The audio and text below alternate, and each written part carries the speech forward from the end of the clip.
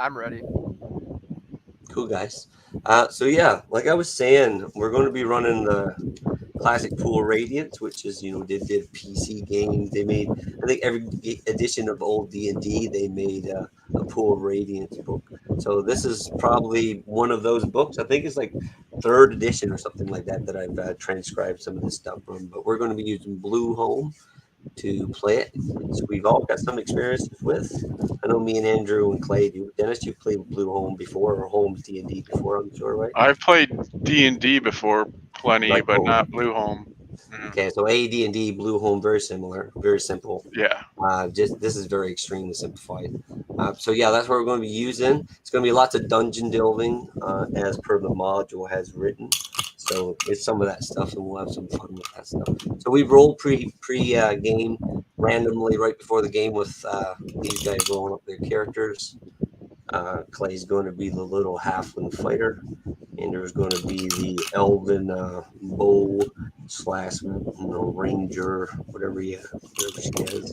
Dennis is the old man wizard. So you guys have been sent out by the elder counselor out of Shadowdale of the Harpers. They sent you south to Archdale, which has been a 3-day journey. You got there and you ascertained that there's definitely been some activity with dragon cultists and kidnapping merchants on the road and stuff. So that's what the people in the taverns are saying. You were given a bracelet from the Elder Council before you left Shadowdale. They don't know exactly what this bracelet is connected to, but they got it from a dying cultist of high rank. It was his most valued possession, and they think it's somehow connected to this heightened activity that's going on in the woods that is south of Archdale. So you've gotten to Archdale, and now you're beginning your journey east into the woods. It's going to be a long, arduous journey. You can choose to leave your retinue of followers and charges behind at Archdale. That would probably be wise because you look up into the sky and you see the clouds are dark and rain is expected, but you must journey on because you must follow the trail while it's still warm of these cultists, if indeed they are kidnapping innocent people on the road. So you guys can describe your characters if you want. I know you just got them, but you're on the road east, heading into the beginnings of this thick wood that's known as Archdale.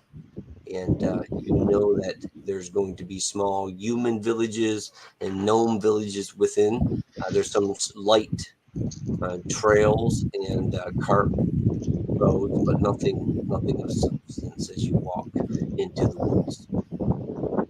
You can tell me how you want to align yourselves or how you want to approach your walking order, because I will be rolling a random encounter periodically as well, as for the old school style. Take it away.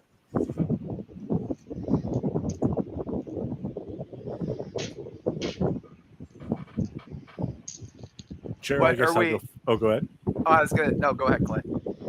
I guess I'll kick it off since it's so quiet. But the halfling looks like Oliver Platt from Disney's Three Musketeers. He's got the headband, the long hair. He's overly. He's not buff or muscular, but he's pretty wiry. He's got a gut. Talks a lot of slang. There you go. All right, I'm playing Alana Silverleaf. I am a elf fighter mage.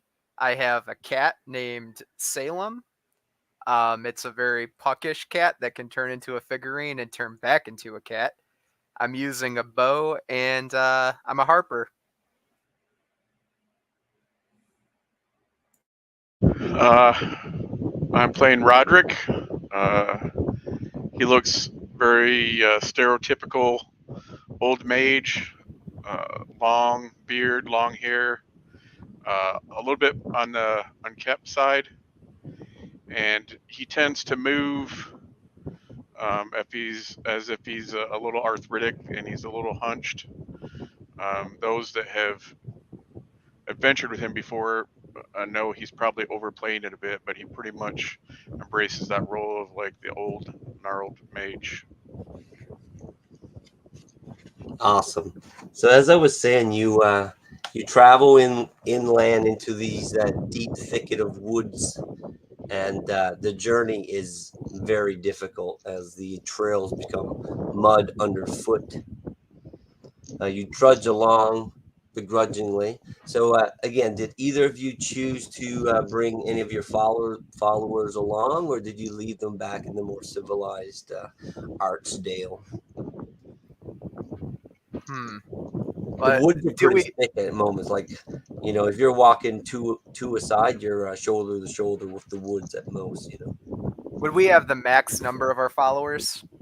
I would say probably half at this point because you're traveling light, being that your agents that need to be light at foot and traveling without a bunch of people holding you back. You know what I mean? Well, let me ask you this: from afar, does the forest look corrupted in any way? Shadowy, like unnaturally dark?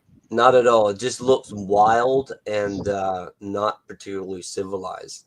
As you journey from the first day of journey, you might come across a small, like clay brick making village that's human. But within the second part of that day, you only come across a few gnome villages, very small, 20 people, 30 people. You come across a couple of those. This is all within the first day of travel, and knowing going forward that the woods will be more wild and less roads and what you could call civilization of any kind.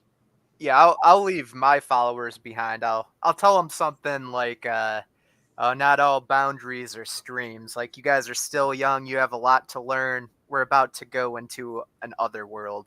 Things will be dangerous here. Don't risk your lives. Love it. So you leave them back in the town.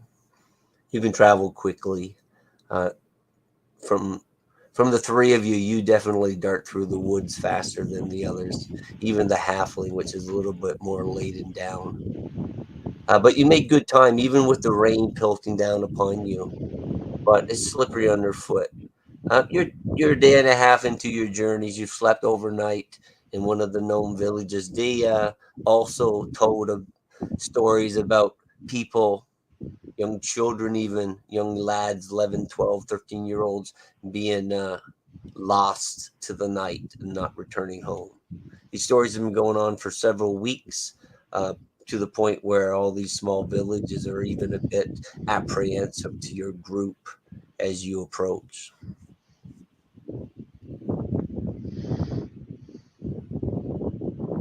Yeah, I'll say something about that. I'll say like, the corruption of nature has to be the most vile thing. Yes, there's dangerous people around. There's stories of people wearing red cloaks, hooded, darting around in the woods, and then children going missing. In the city, travelers back and forth with goods are told of merchants going missing as well. These are dangerous times. But I recognize your symbol, and you have a friendly face. And he looks at you, and your elven beauty radiates. I'll give him like a slight bow and say, "You flatter me." You can stay as long as you want. You are trusted here. But if you're on the trail of those evil ones, the rain has likely washed it away. The village over has lost people, or so it's said. You're close on the trail. It was just yesterday that I heard the news. Well, an archer, I am. A tracker, I'm not. These two Harpers I have not seen in quite a while before we set out on our journey here, Samson and Roderick. I can't remember if either of them have pathfinding skills.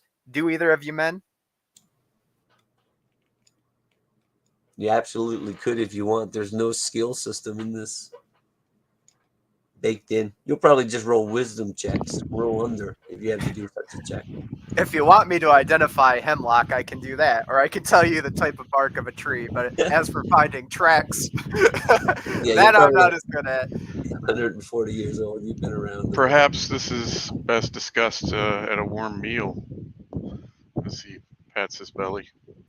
Yeah, you see the little lady gnome gathering up vegetables from the garden, slushing around in the mud from the previous night's rain. Seems to have lit up a little, but you're deep in the wood now as well.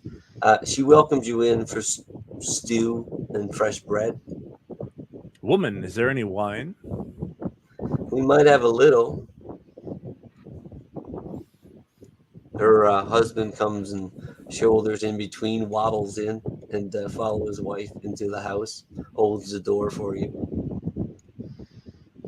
Halfling, no waddles. problem. You can fit underneath easily. The other two have to crouch a little. Is the husband fat? He's a little jolly. His Then wife okay. feeds him well. He's living a good Yeah. life out here in the wood, outside of Yeah, the that's what I was neighbors. thinking. Neighbors The losing food their must be kids, good. no good. He's chosen to spend his time brewing honey ale and wine, not raising children. So yeah, he's okay. He hasn't lost any kids. So Roderick you invite you will. in. Come on in. Harpers are welcome. Come sing us a song. Oh, you'd like a song, would you? What type of song would you like? Come on in. There's a warm seat inside. He's still holding the door, waiting for you to come in. His wife has gone in and going to the hearth to make the food. Yeah, I mean, I'll walk in with an elvish procession. You prance up the stairs and duck under, dance in gracefully, followed by the other two. You can find cushioned seats inside. It's quite cramped but comfortable. The smell of food is quickly upon your nostril as you ease into relaxation.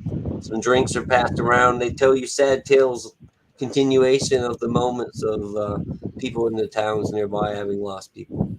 And that there's, like I said, the woods are not corrupted. Everything is beautiful and things, but there's definitely evil people afoot.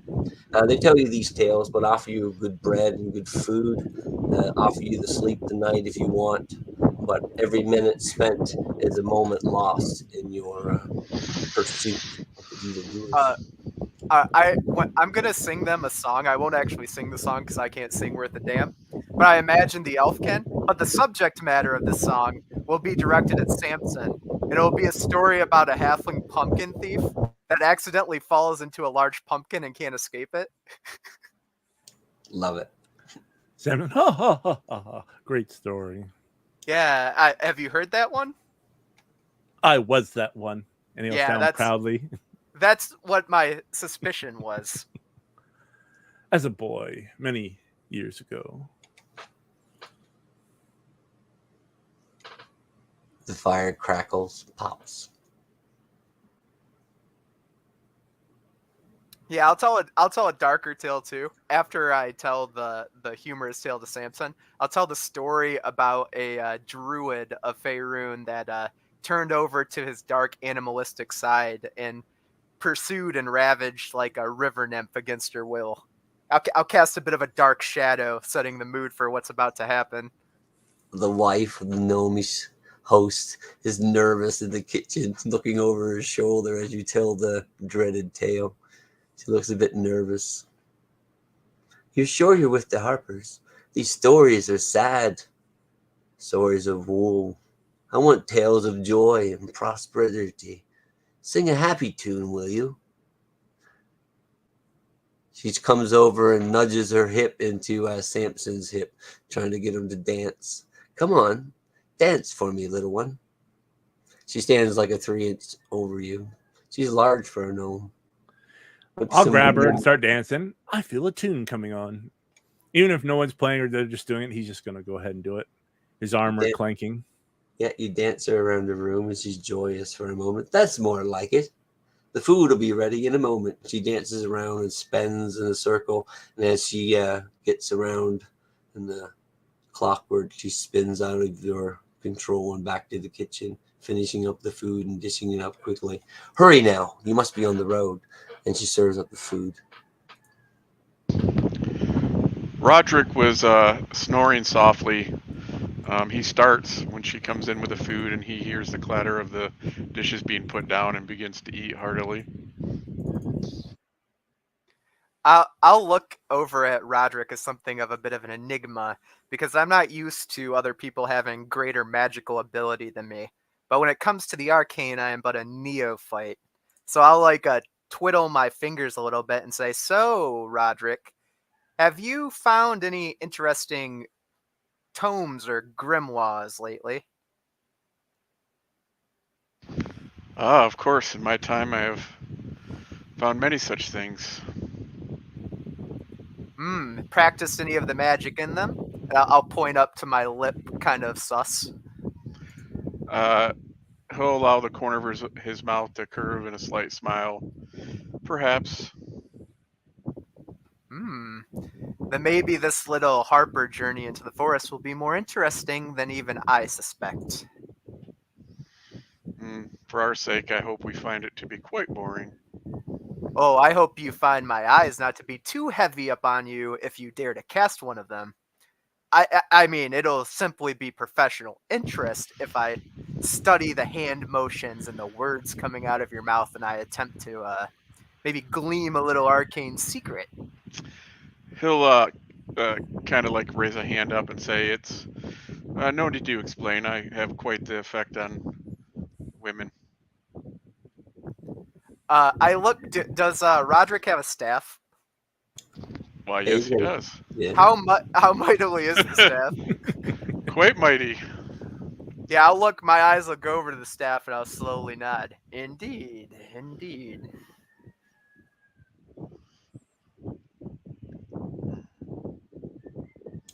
All right, the night continues. The rain is lit up. There's a moon in the sky that's illuminating. If you choose to travel now, you could, but it might be dangerous still. It's up to yourselves. You're welcome to stay the night. The gnomes are getting ready to tuck in for the evening. They snuggle Oh, off into their corner bed. They snuggle up in a spoon position. You hear a few giggles and then slowly deep snores from both. They've given you I some blankets and some rolls to lie out, but you have your own materials. You're ready to travel. I don't know. I'll look over to Samson. I don't know, Samson, you seem to know your way around the dark outdoors, perhaps coming out of a back window. Do you want to just venture out tonight? Well, he drinks the last of their wine. There is no wine, so let us go. All right. Suits me fine. What about the old man? Well, getting a good night's rest and starting up fresh in the morning is preferable, but I suppose as he looks down to his empty bowl, we should be on our way. Yep, you can leave. The door closed behind you. You head off into the night. Again, further eastward into the wood on the trail. You've seen bits of clothing, tattered rags snatched upon a twig or a branch here and there. You've worked in these types of jobs before. You're well accustomed to tracking these types of foes. They're not always careful. They're more of a in a hurry. The last gnome village you visited, you asked questions about is there any caves and things around where suspects might be hiding if they're taking these people. They give you word that further, just another few hours into the wood, there is tale of an old tower once owned by a wizard, but that was centuries ago. But there might be remnants there still. There's always stories of young ones going out there and playing and not returning. You're close. Carry on, they tell you. And they scurry you on, again, a bit nervous about the happenstances of the last few weeks in this area. Ah, the allure of the wizard tower. Like moths to the flames, the fools go. Story as old as any we've been told. When was the last time you were there? Silence you. We're just If you ask clunking that along. to the gnomes, they say they've never been. They just know stories of their fathers and their grandfathers talking about, this place of yore. But, I mean, if you go further, there's just woods, they say.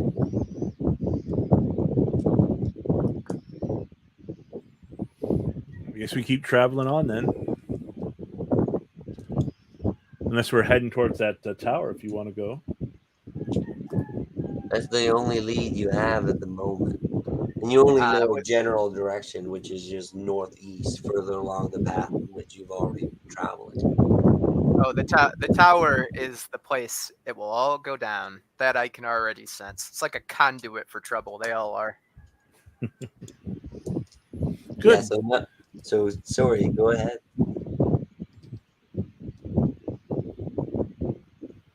No, I think we're just traveling northeast then. Yep, so you do that throughout the night and into the next day. Around lunch, an hour after you've eaten, halfway through your day march, you come down into a valley. The rains pour down upon you again, and you're slippery underfoot as you scurry down the escarpment down to the bottom. And I'm going to say, you're going to tell me which is your order of walking and the nature in which you traveling as you open up into this valley where the trees are a little less dense, like you're going down into this little dip into the hillsides. What's your walking order? Do you have someone scouting? Are you always together? You splitting the party? How are you doing this? Well, these guys can tell me if they agree, but my inclination would be Samson goes first, Roderick in the middle, and me in the back. Yeah, that'll work. You all concur? Yes. Little tanky halfling in the front. Love it. All right, so Samson, see the reasoning is I can shoot maybe over his head. That's true. You can. Greymane might be a little hunched, but he's still a full-sized human. He's probably a little bit higher than the halfling. Halfling sword in hand as such might be as tall as Roderick. We'll travel and kind of the bottom portion, or what's the best way? Part of a lightning bolt. So like Samson's in the front, in the middle. Samson's in the front. Roderick's in the middle, but he's offset slightly to the right, and I'm in the back, offset slightly to the left. So no chain lightning. Yeah, you're definitely walking through this old growth of these alder and cedar trees. It's pretty thick. Like I said, traveling is very slow as you go past this last village. You've been traveling for a day and a half, 2 days further towards what is projected to be the general area of the old folk tales of this old wizard's tower. And then all of a sudden you hear this voice booming from overhead as you go down into the valley. You hear this voice saying, "Drop your weapons now! Drop your weapons now if you know what's good for you. Raise your hands." It's this loud, booming female voice. Wench, come forth so we may talk. And I'll raise my hands. Yeah, the rains are pouring down, and you see these 3-4 figures coming out of the woods.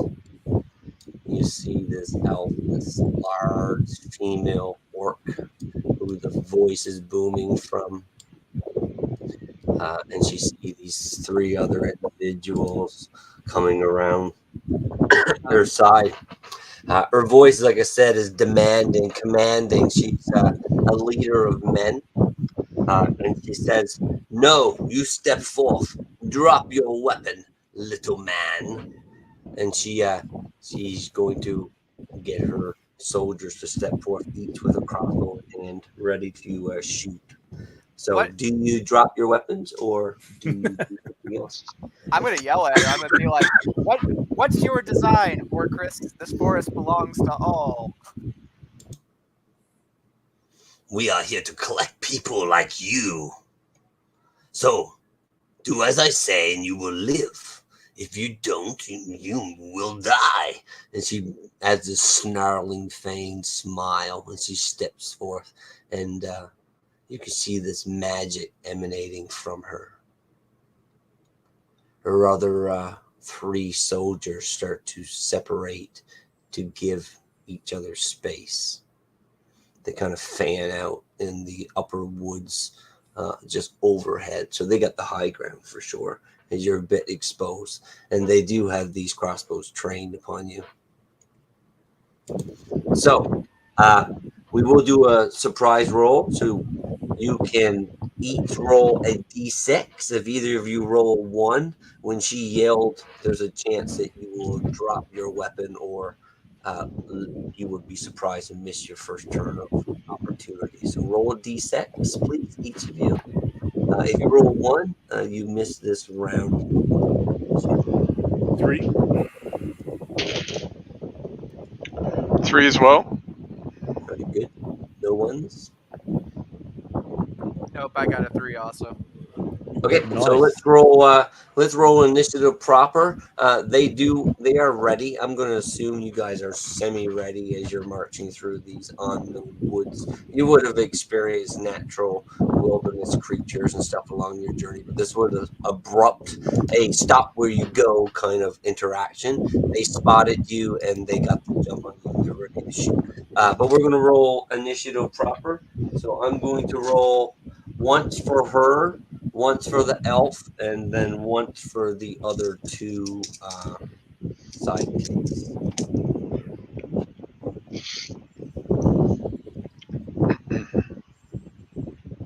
And we were doing D6 initiative. Yeah, D6. And that's Looking just for flat, right? No modifiers for anything. no modifiers. Just looking for a high number. All right, I got a 3 again. Oh my gosh. 5. 3. I need to use this. That one's in jail. Samson got 5. Roderick got 3. Correct. And Ilona had 3 as well. Yep. All right, so she's going to go first.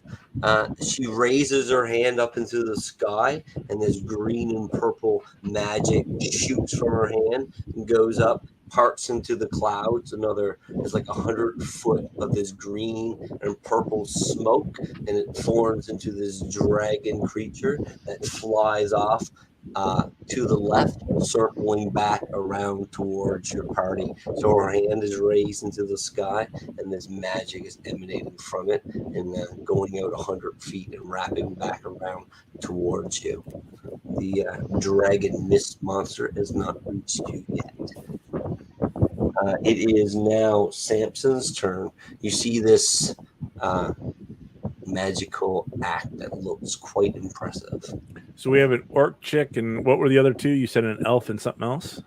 Yeah, there's 2 human, what look to be cultists, and they kind of parted off to the side, but the elf is still standing at the magician orc's side as if he's kind of like a bodyguard. So there's 4 in total: elf, 2 humans, and the orc. How far away? They're 150 feet up the hill, wet underfoot. Like I said, they got the high ground and the advantage upon you. And we have trees and different things. He'll take cover behind the tree, work his way up.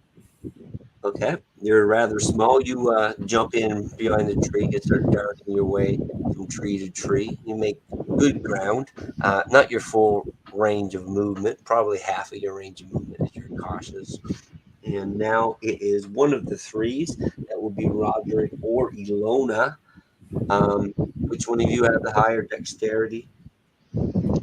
I'm sure Alona. Mine is 12. Yeah, mine's 13. All right, Ilona, you're next to act. You see your little halfling friend jump quick to move and runs up the hill, starting from tree to tree. What type of trees are these? They are elder and alder and birch, probably evergreens, thick though, large, old woods for sure. Some of them have, so there's like pretty big limbs and other stuff. Absolutely. All right, yeah, I'll try to find a tree, like not like a pine tree or something like that, but I'll try to find a tree with some thick limbs and run towards that to start climbing up one as well. Yeah, you can find between 150 feet. Like I said, the valley that you're in is a little less covered in woods, but as you go further towards that group and the trees going up the hill start to thicken, you can find a tree rather quickly. And being that it's wet, though, even though you're health and quite dexterous, I'm going to get you to roll your dexterity check to see that you don't slip upon these trees as you climb. So All right, anything and under your dex check. question 2, Troy, what's the negative modifier on max range 150 for the bow? Is it It's -6 or -8? oh, I don't think it's that high. I thought it was just, let me see, I didn't write it down. I think It's something pretty extreme. at long range, there's only 3. There's like regular, medium range is no modifier. I think short range is like +1, and then long range is -1. I think. I don't think it's that extreme in this edition. That's not what I read. But what do you think is that extreme at long range at 150 feet? I can't remember. I'll try to find it in the book. Let me roll my dex check. I got a 2, so that's 11 under. Yeah, so you're good. Yeah, you don't slip at all. You climb up the tree and find shelter as this large mist dragon is coming towards you. General area. So you're up next, Roderick, and then followed by the last two, or the cultists. I would like to cast invisibility. Yeah, what does that look like? So, basically, as she makes a pronouncement, and this dragon then appears, Roderick will see the others kind of scatter, and he'll kind of harumph and take a step back as he turns invisible. Okay. Yeah, he blinks out of sight. You hear gasps as the one of the 2 soldiers let loose a arrow in your general direction. It let me just see. It whizzes past you as you turn invisible and take a few steps. He's like curses under breath as he tries to shoot you, but you turn invisible and the dart bolt flies into a tree nearby.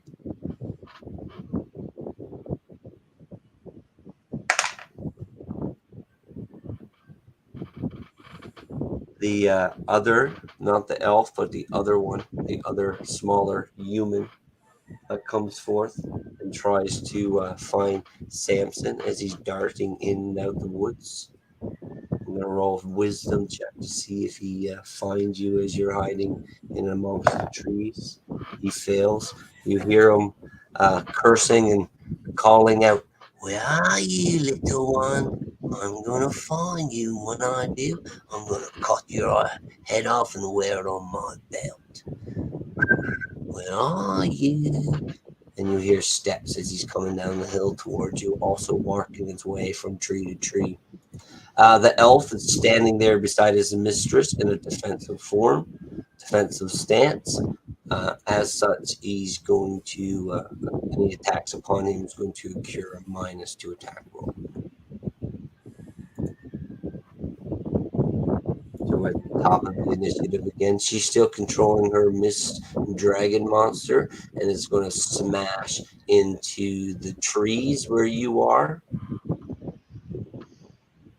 Miss Elf. But it does no damage. You're just lightly obscured your vision as it washes over you and continues on towards the rest of your friends in the woods. Yeah, I'll shiver like someone walked over my grave.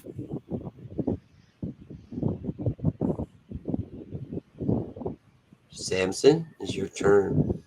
This mist monster, you see it coming. You see it smashing through the woods. You had no idea that it didn't affect your friend. It's continuing to come towards you. Kind of ignore it. I'll deal with the people on the ground. Absolutely. There's one coming close to you for sure. He's probably Okay. 20, 30 feet ahead. So I should be able to get to him. Oh, he's 25. So basically, I'm going to.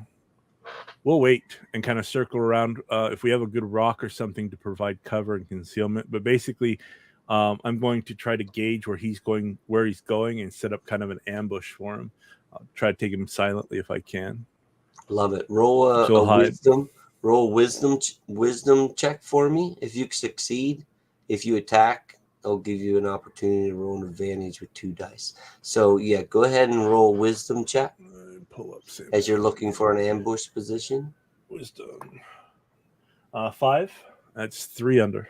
Yeah, you succeed, even though you're not the greatest at pathfinding. Obviously, you do find a little ambush spot, and if you get a chance to attack, you get a attack of opportunity and get to roll 2d20 on your attack roll. Sounds good.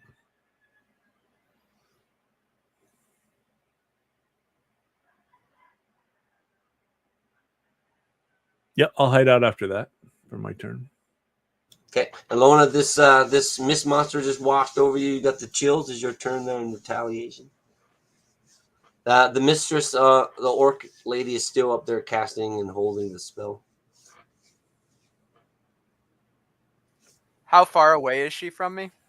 Probably 150 feet up the hill. Maybe a little less because you didn't run forward to find your tree to hide in. Let's say 85 feet up the hill. Okay. So Quite what would we prominent. call? She's right at the hill face, casting this big green blue spell. So yeah, she's quite obvious. Yeah, I can't find where the range stuff is in the book. What do you want to call? Let's the call second hit? -1 or +1 at short range and -1 at long range. So, and then the middle is just flat. Yeah, that's right. All right, I'll take a shot. What would the if I try to aim for her hand, what would that cost me? The hand that's held up. Oh, let's say -4.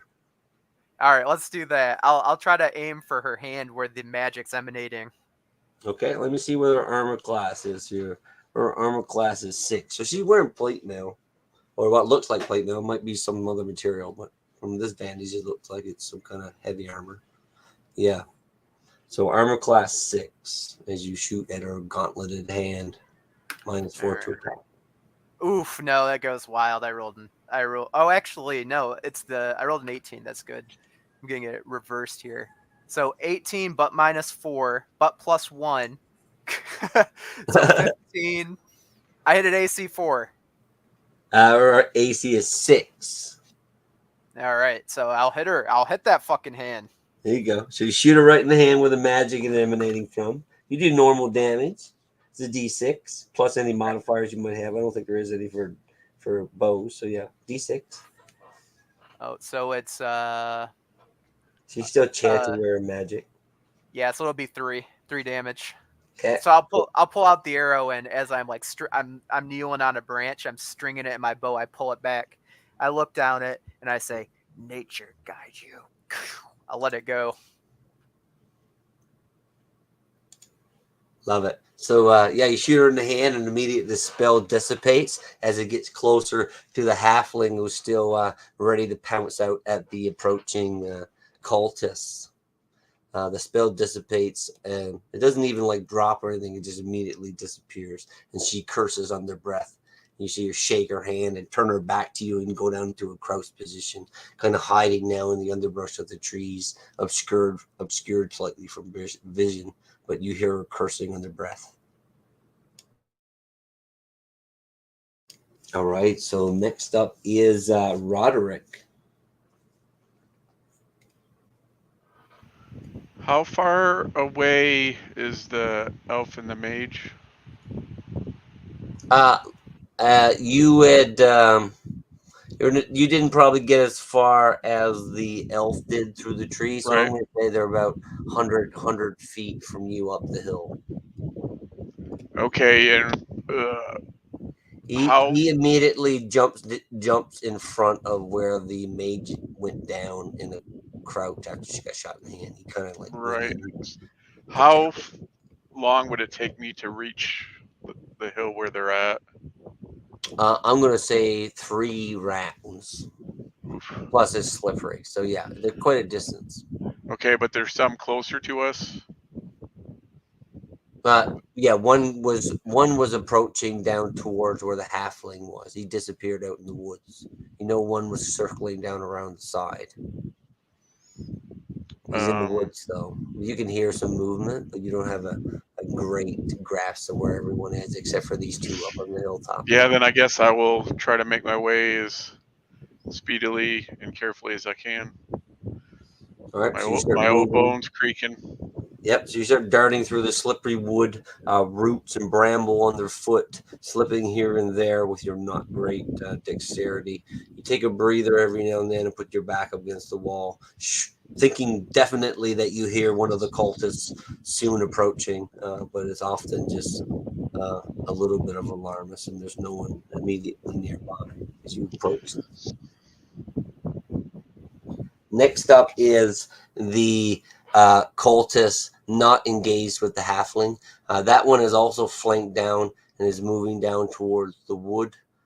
He's coming down towards the area where Alona is hiding in the trees. You can hear him approaching, coming down, crashing through the trees. Not very quiet as he comes down, tripping and sliding, falling on his ass, cursing. He doesn't see you, Alona. He's not far, maybe 6-7 feet close to where you're at. And he's looking around.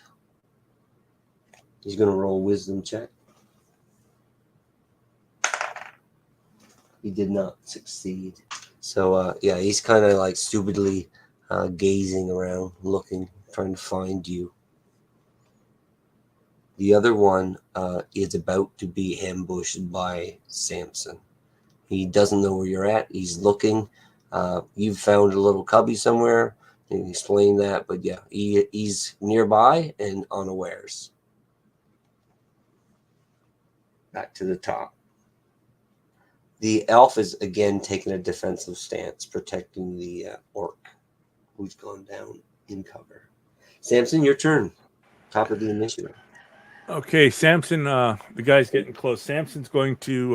So yeah, you can describe your successful ambush. You can roll 2 attack dice. So as the guy's walking by, Samson's probably got a rock or an overgrown of roots and different things. He'll come around that.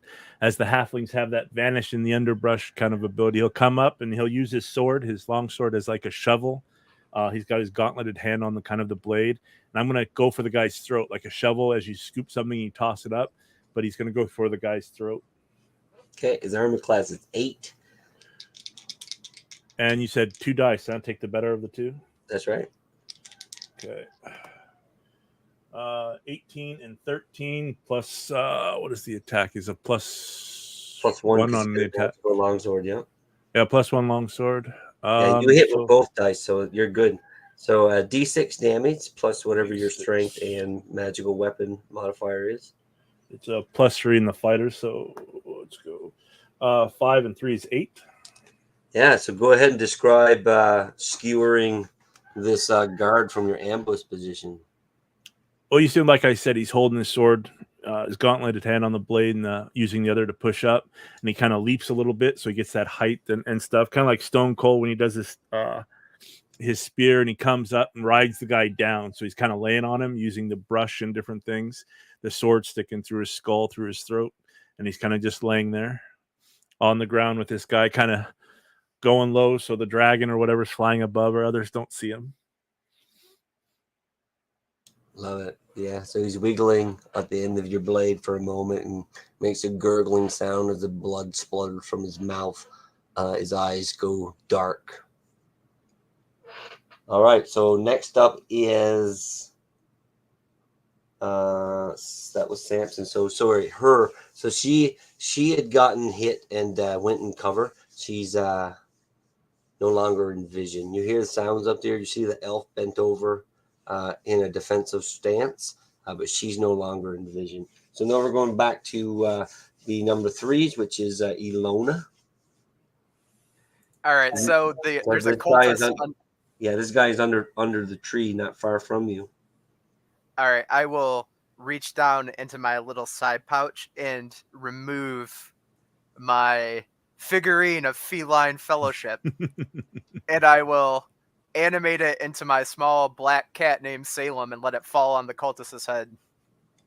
I love it. The cat falls down. It's its claws stretched open. He lands onto the cultist's head, unarmored, and claws upon his face as the cultist reaches up, dropping his weapon in hand, reaching up and trying to get Salem off. We're going to roll opposing dexterity checks, or his strength versus Salem's dexterity, as he's going to try to grab the cat. Right, I wrote so a natural 20. should I roll 3d6 to see what the cat's dex is? Oh, absolutely. All right, let's And give it +1 too for racial bonus. So the cat's dex is 14. Okay. Let's see. Oh, but he doesn't roll good. He gets a 19. I failed, so I rolled a 20. As a crit fail in this chance as he reaches up for the cat. I had to roll under my strength score, and I rolled a 20. So yeah, dex fail or critical fail on my part. So I'm reaching up, dropping my sword and shield underfoot. I snag myself on one of the snarled root systems of these large trees, and I fall down and tumble, putting myself in an awkward, compromised position. The cat is still upon my face at the moment, much like a face hugger. I just think to myself, good kitty. Salem, evil. All right, so that guy is he's kind of indisposed a little bit on his back, flopping around with the cat. So sorry, that was Ilona. So now Roderick's turn. So you're creeping into the general area where this guy is now making a bunch of noise. You can hear it. It's just further along to the north a little bit. You can hear all this racket of this guy flopping around with his cat clawing on his face. You can probably get there in 2 turns. Or maybe not, you'll get there this turn, but you won't be able to attack. Let's say that. If that's what you choose to do. And so how far away is the orc and the elf? The orc and the elf, if you continue in that way, is still 2 turns away. So let's say like 80 feet. Okay, yeah, I'm going to still continue in that direction. Okay, so you're leaving the elf to her and her kitty over there to their own. Okay, so you can continue straight. They both flanked on each side, and you're going straight up the hill. The old man taking the direct route. Yep. All right, so that was Roderick, and last up is the guy that's on the ground. He tried to get the cat off. He wasn't successful, so now we're back up to the orc lady. She's still no longer visible, so now we're back to Samson again, having just slain one of the cultists. Samson will still go through the underbrush and the down below, keeping where he ends up. He wants to make sure that there's cover between him and the others as he's making his way, probably the opposite end or around the opposite as his buddy Roderick, kind of coming at 2 angles if he can. And he doesn't know where Roderick's at, but he's kind of imagining they've been together where they may be circling, one to the right, one to the left. So that's what Samson is going to do. Yep, you could definitely up the hill. You can see the elf was still there a moment longer after the orc had disappeared.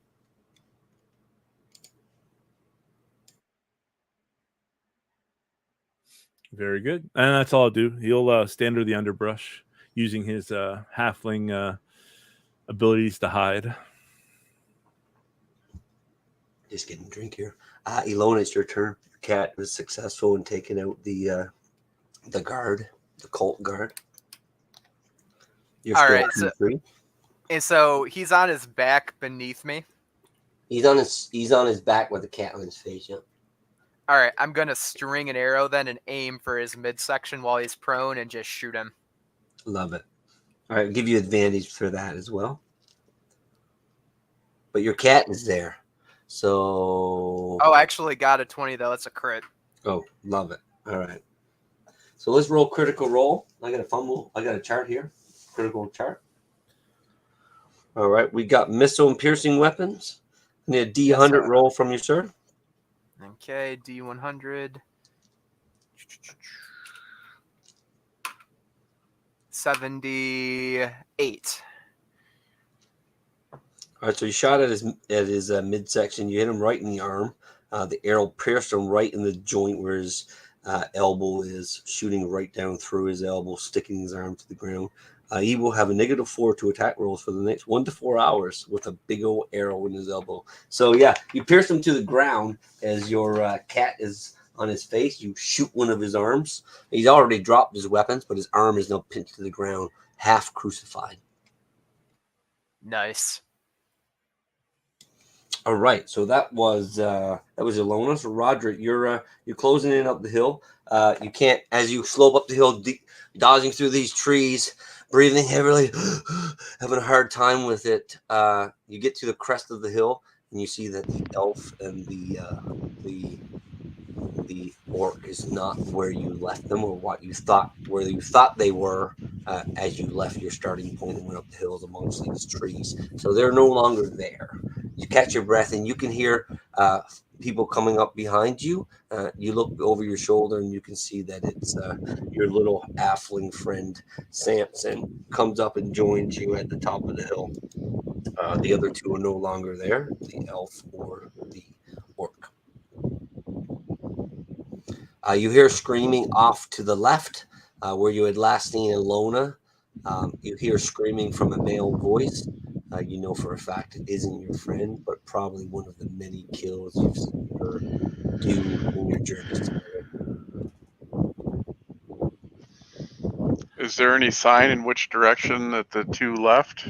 Yeah, absolutely. You can see like broken twigs and branches pushed aside as they hastily fled from the combat scene, as you weren't as easy targets as they thought. Samson will turn to Roderick. Maybe we should torture him if Elena hadn't killed the next one and find out where their base is. And we can surprise them. Indeed, information. So you can continue on the path towards where they ran, or you can wait for your friend to further down the hill. Otherwise, Ilona, is your turn.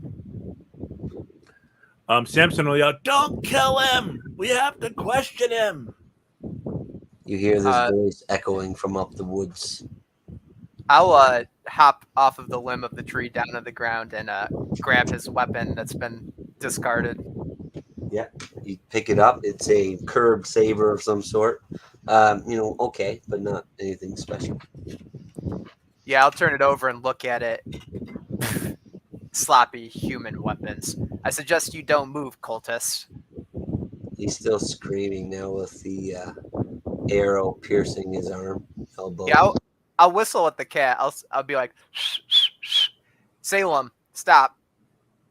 As the black cat jumps aside and the fur still sticking up on its spine hisses once more at the victim, and you look upon his face, and his face is, ravaged with claw marks from his eye tear ducts to his chin. You wear 20 marks of the whore because you're a financial whore, mercenary. Ooh, what the fuck is that? You see him, and he's like trying to get out from underneath the arrow. He reaches over with his other arm to pull it out. I'll motion with the bow at his face and say, "You pull that out, I'm putting another one in you." He looks up at you, fear in his eyes. I won't speak. I can't speak. Well, Kill then me for now, now, elf. I've seen my death. It is not now. It is not the beauty upon your face. And he spits at you. I'll kneel down with like a sinister look in my eyes and say, "Oh, it won't be the death of your soul, just the death of your material body. You'll be sorted from here to someplace dark, someplace with the shadows of hooks, someplace where you'll really suffer, and that soul will not perish." He tries to ascertain the words that you've spoken, and he tries to get up. I'll try to like kick him down with my foot, and I'll yell, "You better get down here! He's fighting me!" Yeah, he's trying to get up into a 4. We'll rush over, or I'll rush over. Samson comes crashing down through the trees, back down the hill, slipping, sliding, scurrying. Comes up abruptly, sees this wounded man underfoot.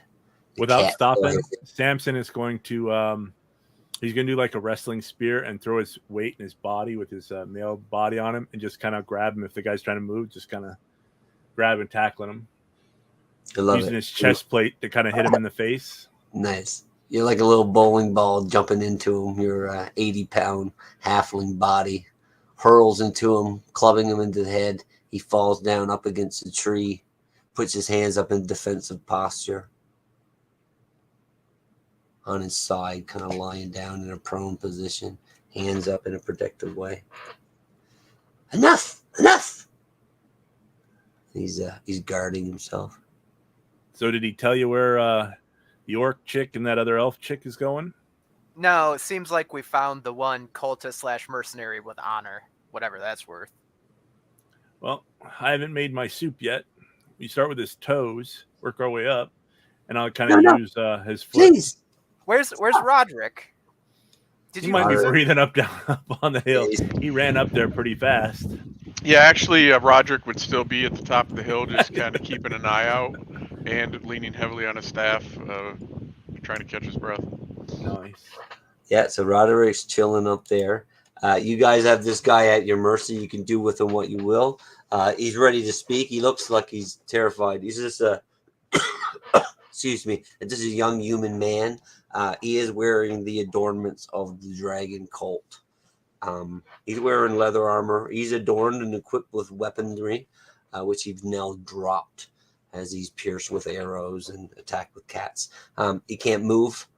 He's terrified, and he's looking up at you in this guarded position, like no mas. So where's the orc chick? She must have returned to the base. Where's your base? Step on his toes before he can ask. Before he can answer, just make sure he knows I'm talking. He screams just for his toes, and when he does, he jerks his arm with the blood still shooting out of it from the arrow wound.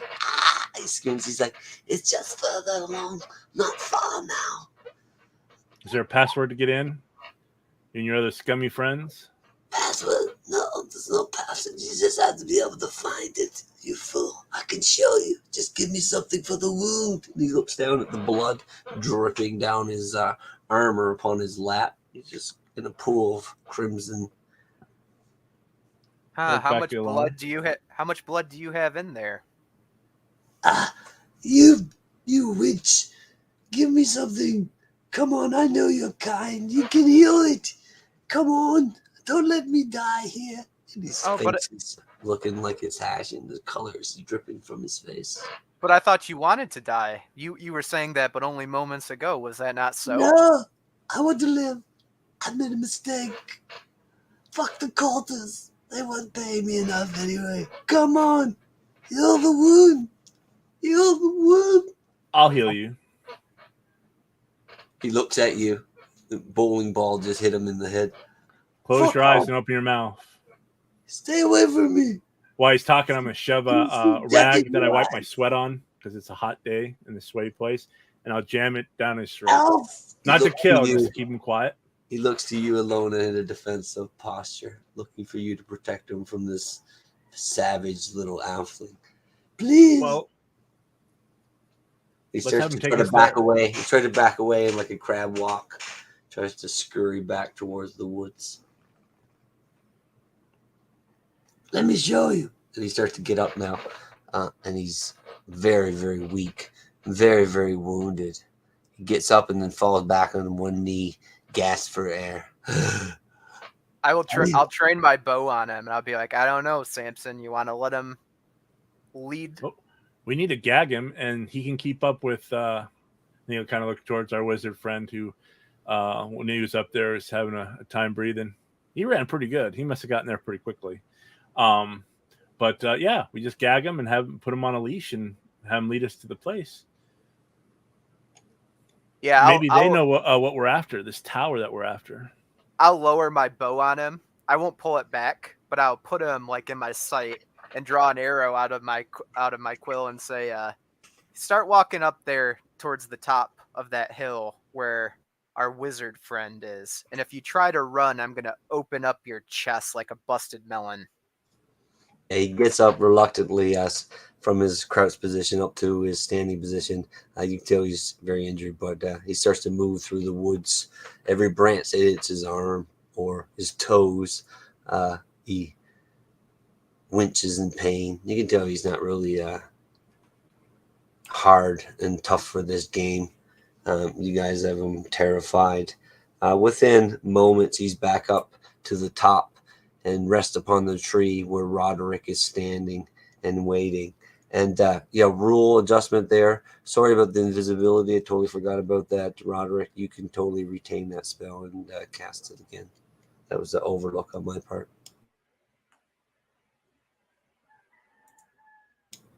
So you get to the top. You're regained your group. Plus, you have this additional cultist that's injured and weak, getting weaker by the second. And with that, I'm going to ask if we can take just a 5-minute break. I just need to go refill my water. Does that sound good for you guys? Yep, Yeah. sounds good. Yeah, and by the way, before we leave down there, I take the cat back as a stone, so it's easier to transport. All right, sounds great. Love it. Okay. 5 minutes.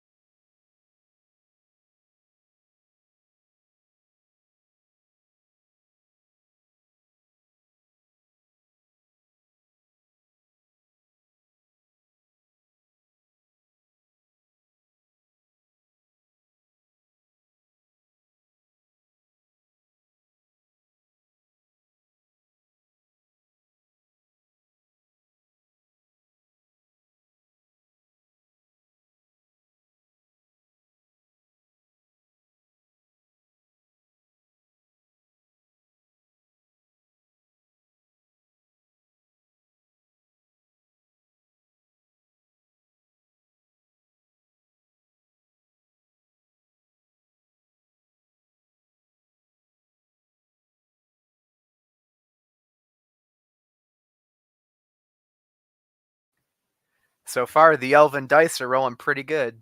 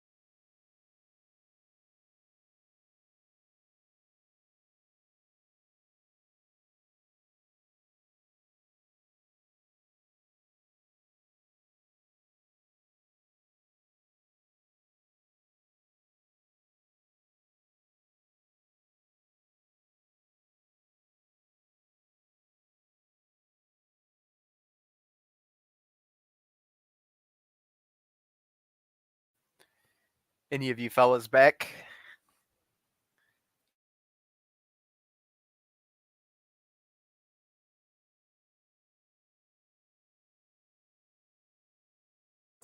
Yeah, I've been back for a while.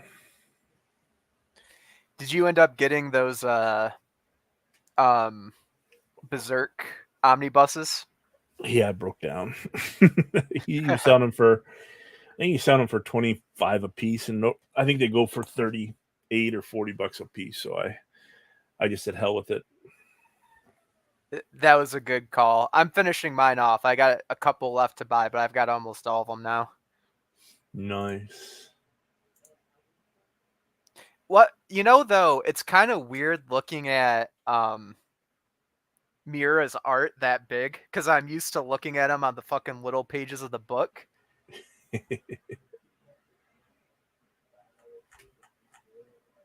Something about it too, like those books are pretty high quality. I will say though, a little bit of a pet peeve I have with them, like a nag, that material, like that faux leather they have on the outside, kind of catches on bookshelves if you're trying to like slide them.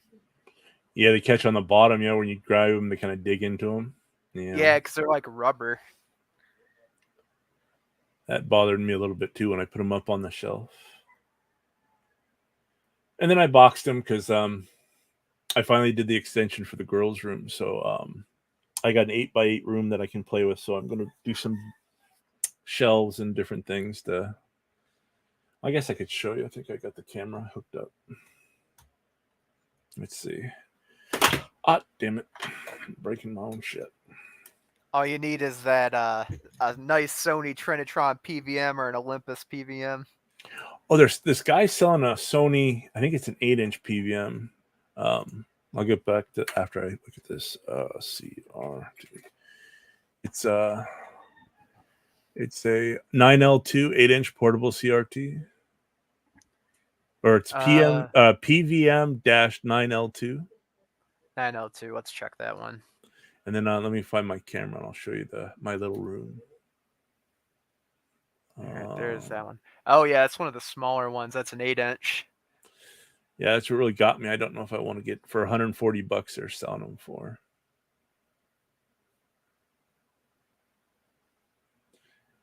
Where's this thing? No, Streamlabs. Here we go. Let me tighten this thing. Hey! I'm back. Yo. How you guys doing? Good. Cool. Pretty good, man. Yeah, let me turn the camera back on so you see my tiny little room. So yeah, nothing, no books there at all, huh? No, I finally built my kids. They got a 15x15. I did an add-on that nice. just finished up. So I got a little 8x8 room that is mine. So it's kind of it's dragging. So it's my little room. I've got bookshelves I built. I think I'll do some more. But it's my 8x8 room, and I have a TV on the wall there and shit. So I actually can't see the room though because Troy's got it presenting on his. I'll show later. I'll shoot some pictures you over can't later. see it in the bottom? I'm sorry. No, he doesn't see this stuff that you see. Oh, you don't see the 4 little figures on the bottom. Nope. We only see our own. So there we go. So I know about that stuff. I have 55 there. Got my little room, my little shit, so nice, buddy. That's all you need. You need a little cubby. Yeah, but I want to get my gun safe in here, but the wife. Oh, I don't have any guns. I got guitars and books too. And yeah, like I said, my son's got like Mario Lego all taking up my RPG table. No, I gave the kids. I've been working on it. They just finished their room, the add-on that we did. So the only thing I did in response was I took my computer setup when I bought a new rig here. I put it out in their playroom instead of putting it in my guitar and RPG room. I kind of like set it up in between the TV part and the play part. So I fucked them over, but whatever. Works great for them. My son's all about the PC gaming now. He's given up on the consoles and all about the PC gaming, so it works out pretty good. Hey, if you guys like that Baldur's Gate 3, they did their last. I guess the developers did their last show and tell video. I'd love to play that with you guys. Is it like cooperatively like that on PC? You can get up to 4 people. I don't know about cross-platform. PC comes out on August 3rd, and I I think should have played the.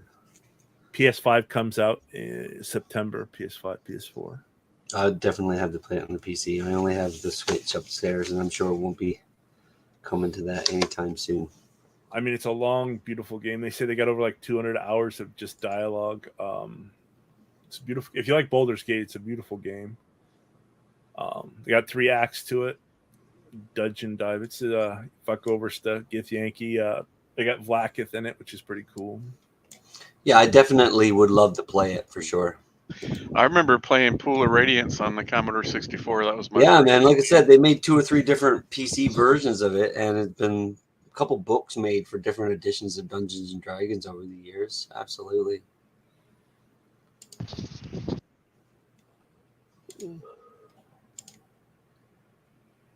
All right. So you guys are on the top of the hill. You have this prisoner. He has agreed to show you at least the entrance to their base of operations. He tells you that he's only a novice acolyte within the cult. He had just joined. He was only on a apprehension. And he's talking through bated breath. He's very injured. You don't know what's truth and what he's telling you is because he wants to hear this or what. But he's telling you that, yeah, he can take you to the entrance. That's all he can do. And that they're definitely stealing people and bringing them here, but he doesn't know what goes on inside. He tells you it's not far, 25, 30 minutes, depending on how fast you can travel. He's not traveling very quickly at the moment, but he's leading you reluctantly forward. What would you guys like to do?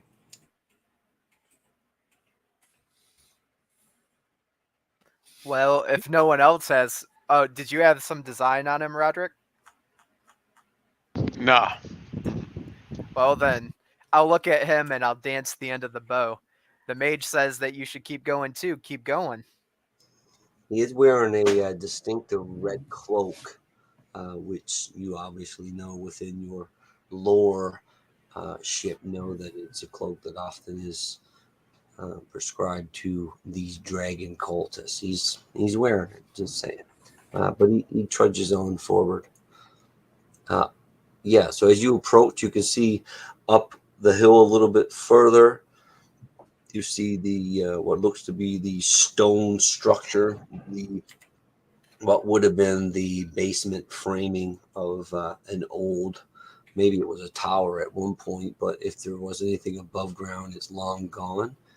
Any structure there now is below ground.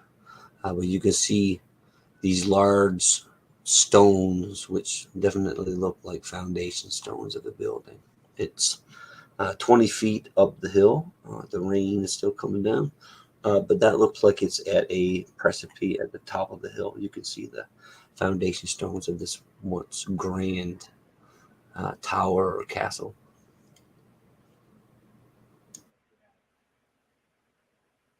How do we get into this place, cultist? And it better not be trapped. The stairs down. It's just up there on the top of the platform. Nobody comes out here. Only the people we drag out here against their will. Nobody knows about this place. Nobody will hear you scream when the mistress and the master within turn your skin to boils. You're going to suffer. I'm going to bop him on the head with my staff. A pretty face. All right, so you behind him, you get to take a swing at him. His armor class, as I said, was 8. Is what? I got an 11. 11 might be a hit, but I'm not sure. You said he was an 8? 8 on the armor class, yeah. Yep. Then that was just enough. All right, so that's the lowest of 2d6 with your quarterstaff. 1. Yeah, you club him over the head. But I wasn't really trying to hurt him that bad anyway. I was just trying to... You club him over the back of the head as he's mid-sentence to say some hateful words towards the beautiful health, and he stops mid-sentence. and reaches up to try and rub his head, but realizes it's the arm, his dominant arm, the one that's got the wound. Immediately regrets it and falls down upon his knees. I go no further. There's no situation that would not benefit from good manners, sir. This is not a time for manners. Let me go. Let me go back down the hill and away from all this madness. He looks up at you pleadingly. If you go further, you will die.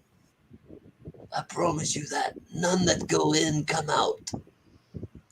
Well, Please, let me go. what's your fancy? Should we spare him? I say we Well- tie a rope around him and prod him with a stick, just in case there's traps up there. Yes, if what he says is true, perhaps it'd be prudent to have him go first. Yes, but you know, I don't want any trickery. Strip down to your knickers. He starts to pull off the red cloak and he struggles with the broken, damaged arm. Maybe you can help me. He looks up at you and this fucking evil smirk comes upon his face and you see the true hate and evil in his eyes and he looks up at you, elf. Undress yourself like a drunk. He says. And he gets up and he's going to start to try and run back down the hill. Damn it, you fool! I'll try to shoot him. Right. I have the red cloak. If he took it off, I'll hold on to that. It's nice. You can have an advantage as it's point blank and in his back. All Roll right. 2 dice. Armor class 8. I mean, fuck. He's almost dead too. Shit though. I got a 9 and a 3. So it'd be an 11. I don't know if that's enough. His armor armor class cla- was 8. Okay, it just said 8. I guess I shoot him. Yeah, so you thud him in the back. He falls face first down the embankment and thuds into a tree a couple feet further along the slip. Yeah, he's Yeah, not so moving. so I'll walk over and like look down the little embankment at him and say, "You idiot! You might have lived yet. Why did you do that?" His red cloak is half hanging off of his one exposed arm. The blood is making it even better. I just don't understand cultists like this. He begs for death, and then he begs for life, and then he did something that knew would get him killed. Well, if he was smart, he wouldn't be involved in the cult in the first place. All right, having made all this ruckus and noise, again, just above you see the orc female come out over the edge of the foundation stones. Her hand shoots forward, and This again. and suddenly, everything around you is engulfed in darkness. So you guys are just down below the stones. Everything around you in a 60-foot sphere is complete black darkness. And we're going to roll initiative. Initiative. Let's do it. 3. 5. 2. I got 2 3s. Clay Sampson got a 3. And old man Roderick got a 5. Yeah, and I got a 2. And lovely Ilona's got a 2.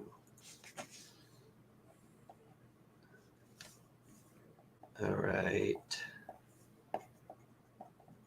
So that means, Roderick, you're first to react. This darkness is a magic taint of necromancy. You can taste it upon the magic as it engulfs the trees all around you. Much like the mist monster she cast before, she does the same here. She reaches out her hand, and a cone of darkness emanates from her and engulfs your group. I will, if I may, reach into my pack with one hand, reaching out to touch the elf with the other, and use the fly scroll. Absolutely. You know your pack very well. You reach in and make it so. So you feel this magic surge over you, Ilona, and all of a sudden the hairs on your arm sticks up, and you feel a lightness of foot. Ooh, very nice. So that was Roderick. So next up is the Colt Elf, the cultist elf, rather, the bodyguard of the necromancer. She's up there. She casts a darkness spell. She's standing there just having cast a spell. He comes down, jumps off the platform, and starts to charge your group. He's not quite there yet, but you can see a large two-handed axe in hand. You can feel the weight of every step as he charges down the hill, closing upon you quickly. So next up is, that would be Samson. You see this heavy armored elf come running down the hill. We will get You can behind move rocks. and attack, and you can move and intercept and attack on your turn. Move and attack, or you can stand still. If he's running, I want to. I'm going to move forward towards him, and then I want to step to the side and double hand his leg with the sword. That way, he trips, falls, and continues to, the momentum take him down further if I can. Okay, so let's connect you and him. You guys are going to roll a dexterity off or something to see who gets it better advantage in that situation, and then we'll roll attacks accordingly. So that's happening off to the side. He's charging you guys. You see a little halfling friend move up to try and intercept. So next up is the wizard.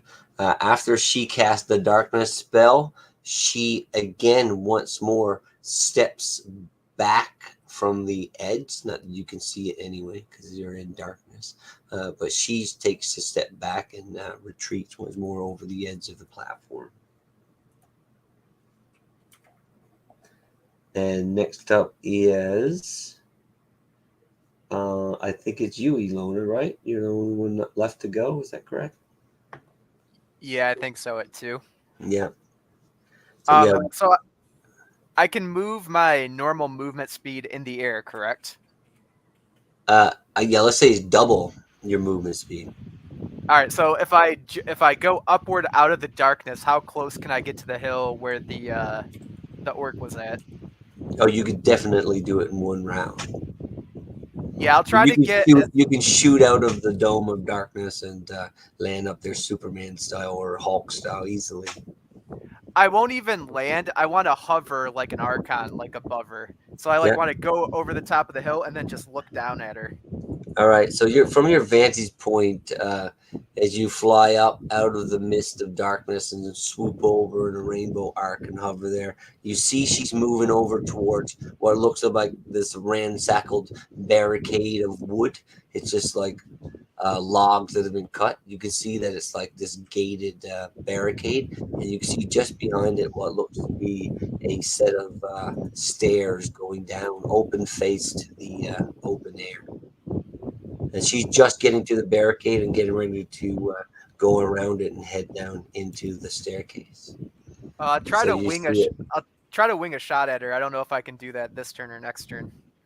Absolutely, you can. I'm going to say because you're doing it from a fly position and you probably haven't done this too many times, I'm going to say it's a -2 to your attack roll, and she's kind of half behind the barricade. All right, so with my bonus, so it'll end up being a wash. So you're going to have +1 with Dex, +1 for your magical bow at least. Yeah, then minus the 2 from that, so 14. I hit an AC 5. Her armor class is 6, so that's a hit. All right. Then my D6, I do only 1 + 1, 2 points of damage. All right, so it sticks into her the shoulder plate of her plate mail armor, and she kind of loses a half a step as she's about to go down the staircase. What was the damage again? Sorry, was it 2? Yeah, 2. And I'll yell at her when there's the plunk and she staggers. I'll say, "Don't run, coward! Face us now. It's inevitable." Love it. All right, so we'll do a standoff between Samson and the charging charging elf. So he's going to roll strength, and you're going to roll dexterity. Whoever gets the greater advantage to their score is going to be the victor. Okay. Okay, so Dex is 13, and I rolled So a 4. his strength. So I had 10.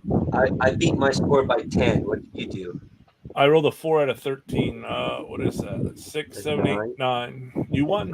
So he had a greater advantage. So you try to step aside, but the sheer girth and weight of his attack, of the charge with this heavy plate mail and heavy weapon, it crashes through and like hits all the trees and bramble and brush and just cuts through it, cleaves through it all.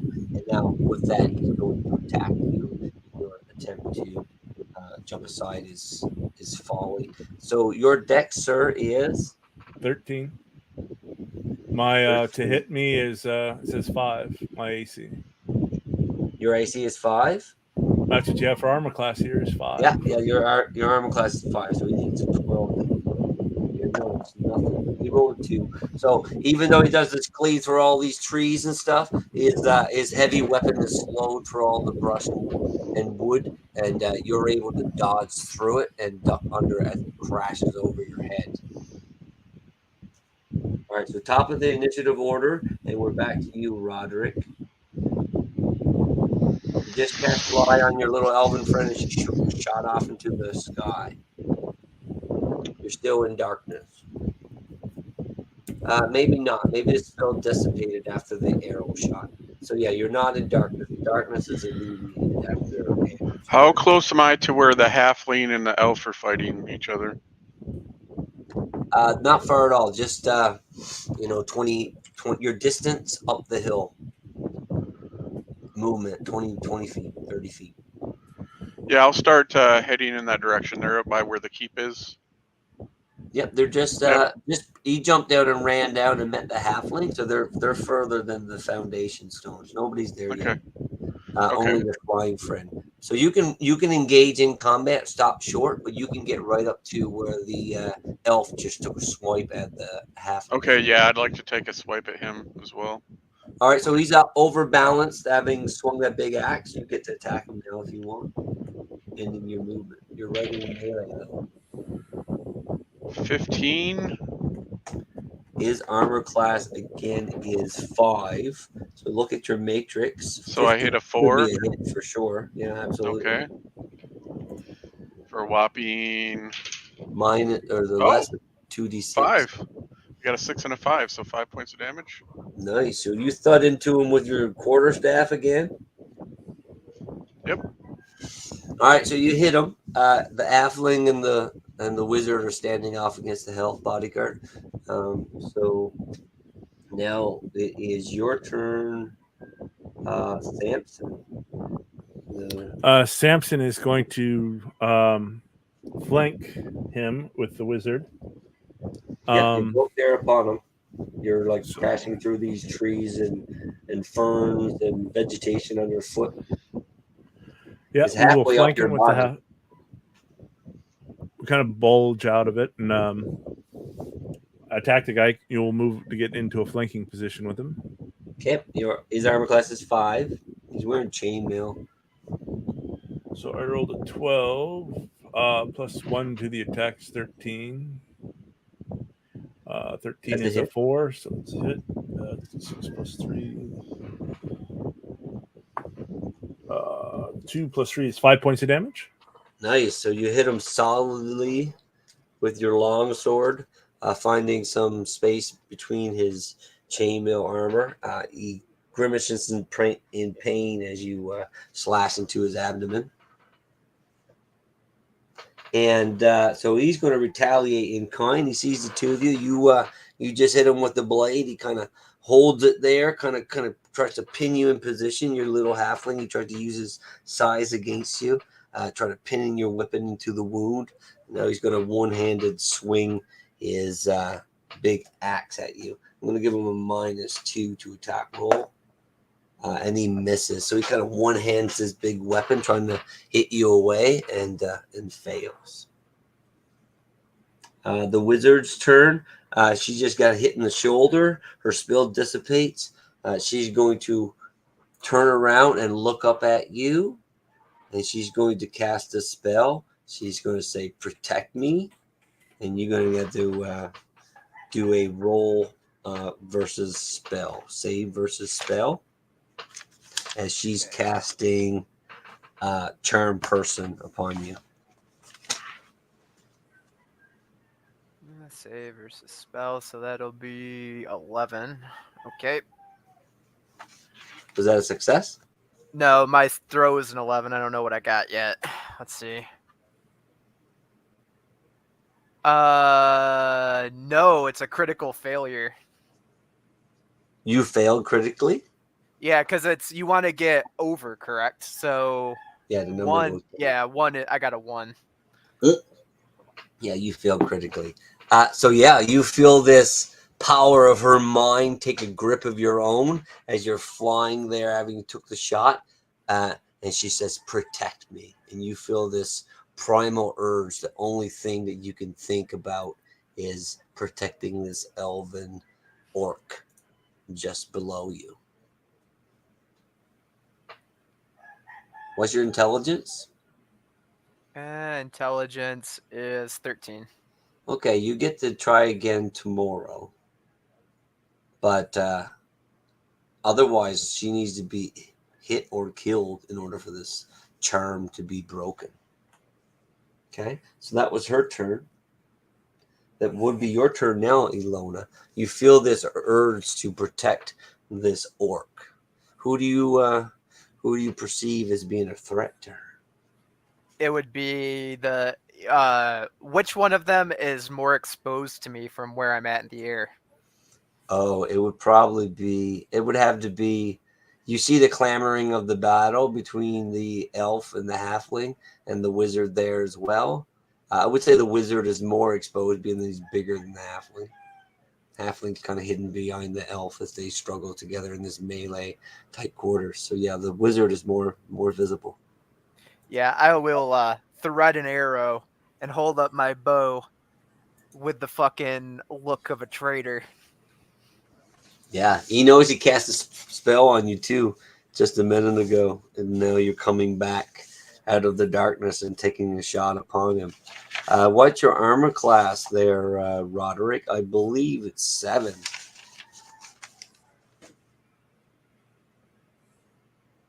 So you're going to unleash a shot upon the wizard? Yeah, I will. Okay, so 7 armor class. Sorry, bud, I muted you there for a moment. I'm not sure you do. It was 7, right? Your AC? Yes.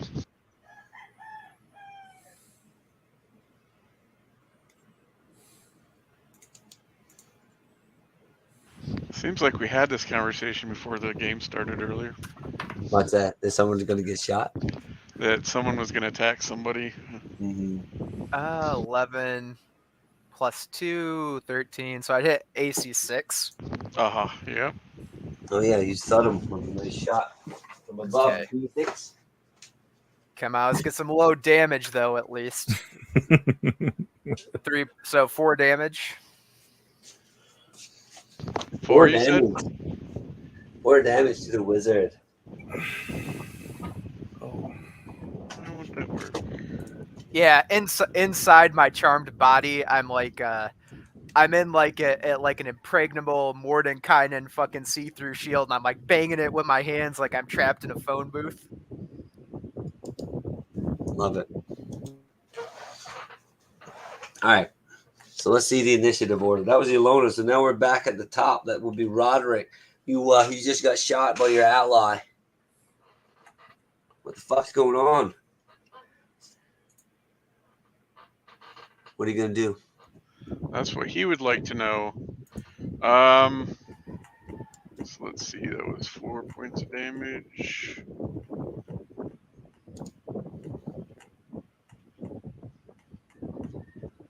No, you're still standing there beside the elf and your halfling I'll deal ally. with the I'll deal with the elf. halfling's see. blade was stuck into the elf, and they're just jostling about just off to the right of you, just within a couple feet. You just got shot by your friend. Is she still in the air? Yeah, she's still flying up there Would like a so? Valkyrie. Let's see. Does this spell take concentration or anything? That would that be broken when I took the hit? I don't know. What are you gonna do? Cancel the spell. Yeah, if I can, I'm going to. Yeah, If I have, you do. And she comes crashing down through the trees. Thud, thud, thud. Landing on the branches all the way and down to the ground. When she does, she's in the crouched position. She looks over at you. Still angry, still determined. You're going to take 1d4 damage from the fall. Lona. That is 1 damage. You get some scratches upon your face, much like your cat's attack on your foe earlier. Your face now has a few scratches upon your cheek. You take 1 damage. All right, so that was Roderick. He canceled the spell. I could say you could do that spontaneously. You still get an action. okay. How far am I away from the keep where the orc went? Another 20 feet, but this battle is ensuing right before you. You can skirt past them if you want and get to the top of the platform. You don't know where the orc is. You just know she was there. Yeah, I think You I'll get up take to the top of the another. platform. I'll take a poke at the elf with my staff that's facing the halfling. Love it. Yeah, so you skirt past them and you head up the hill to the top of the platform. You don't see anything. You just hear the battle of the elf and the halfling behind you.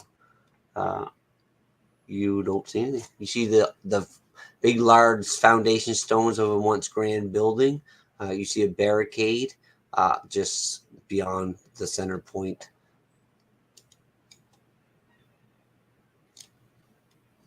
That's the end of your turn. So you stand there at the top of the platform. You see the target zone. You know where you need to go. Your turn's over. So who do we have next on our list? That was Roderick. The cultist and Sam. Sam got the cultist won the advantage. So he's going to attack you, Sam. What was your armor class? He releases 5. his hand from holding you in place and puts 2 hands on his weapon, so he's not going to have a disadvantage this time. You said 5? Yep. All right, here it goes. He needs 12 to hit. He rolled an 11.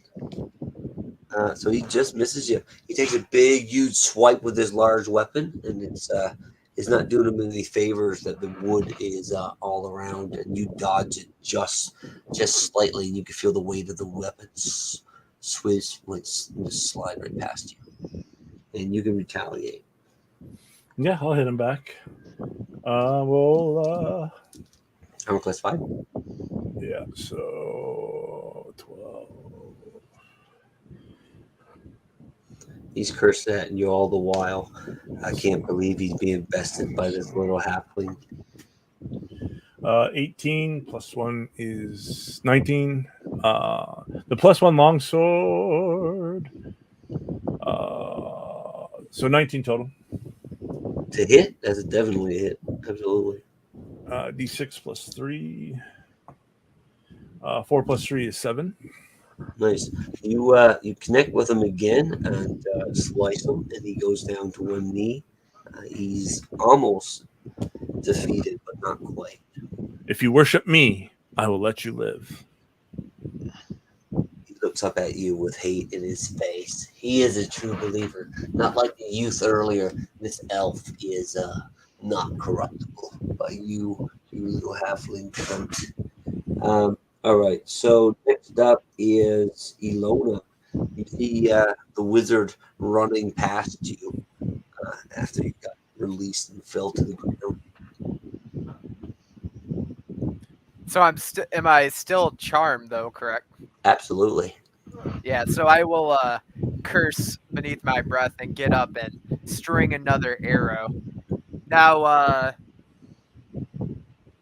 the elf that's fighting the halfling, does it look like he's been completely defeated?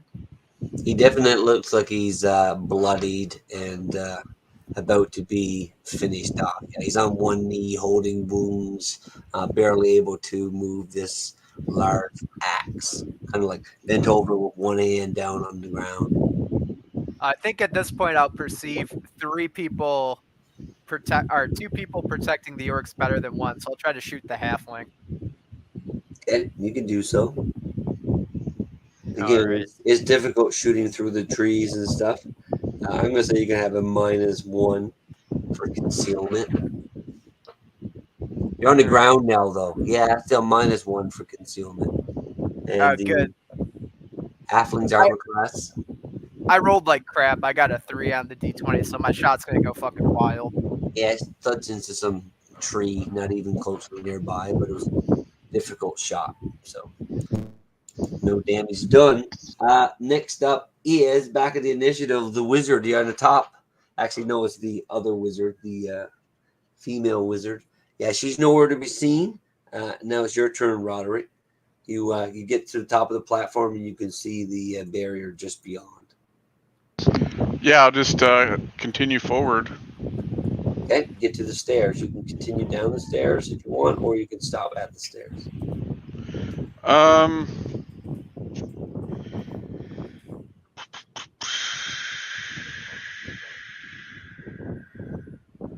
Discretion being the better part of valor, I'm gonna go ahead and do the invisibility. Okay, sounds good. You cast a spell, and Yeah. just like before, you shimmer and then turn illumination, and you're no longer visible to the eye of onlooker. You still have a little bit of movement if you want to go to the bottom of the Yep. stairs. I'll continue down. Okay, I'm going to get you to roll a dexterity check.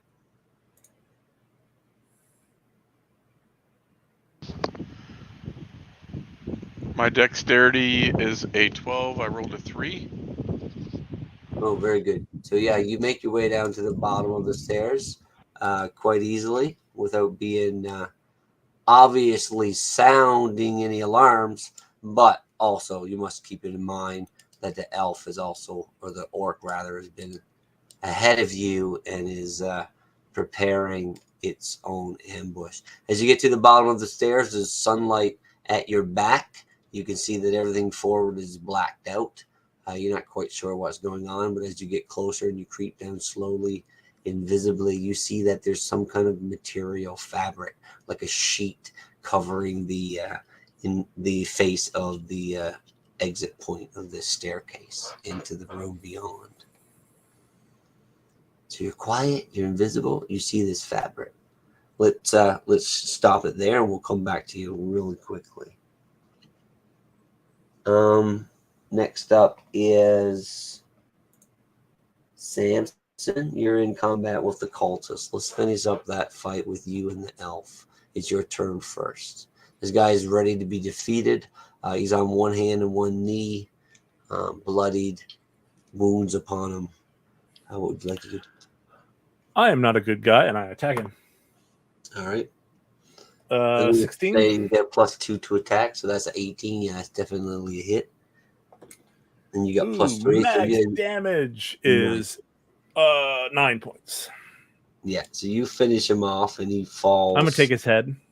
Cool. So yeah, he's bent over in kind of a guillotine position, and you're able to lop off his head with your long sword. It starts to roll down the hill. Ilona, why are you shooting at me? I'll turn the distance or whatever she's at, and you can attack and make a move, yeah? You're supposed to move first and then attack, but yeah, sure, you can move. Well, move in this one, you move first, then attack. That's right, yeah. There's no attack of opportunity to which. No, I'm not attacking. She's too far away. No, I'm just saying you can still move. Absolutely, you just finish that guy off and then move. Yeah, no problem. Okay, so yeah, I'll creep over where she was shooting from. So there's either a tree or a broken, stump or something, and I'll crouch behind it. Why are you shooting at me? Or stand behind it if it's tall enough. Love it. So you hide behind it. Ilona, you can't really defend your actions, obviously, because your mind is not right. And the next person's turn is the wizard, the female orc. She's waiting to ambush you on the other side of the curtain, Roderick, but you're quiet and you're on scene. So right now we're at a standstill. Does the curtain go completely from the ceiling to the floor? Absolutely. Like if the opening to the door frame for the staircase is completely closed in tight and taut by the black fabric. It's almost as if it's designed to block out the light from the sun coming in down into the stairwell. With the glimpse of the building that I had outside, do I have any sense of how large this room is? Beyond this opening, yeah, you Correct. see the foundation stones up above, so you got a sense that it was a large structure at one point, like 108 or maybe 120 feet by 120 feet. And the stonework was large to indicate that it definitely was a grand structure at some point. But this room itself that we're in, like the space beyond the curtain, do I have any judgment as far as what size that space is? Well, Past the just curtain? imagine you saw the foundation stones up above, so you can imagine if the full foundation below is the same as the foundation above, that this room would probably be a similar size. You have no good idea if it's partitioned off into smaller rooms or not, but you can get a sense that the big structure is still like 100 by 100. Okay.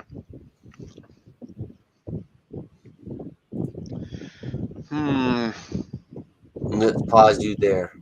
Okay. If that's okay. Yep.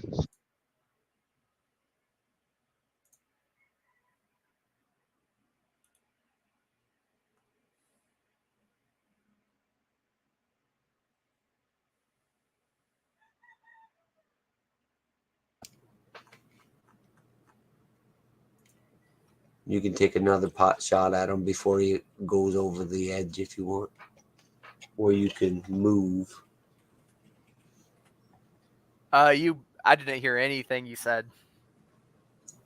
Sorry, I said the little atheling is about to go over the edge of the boundary above. You can take another pot shot at him if you want before he gets out of view, or you can move and close the distance.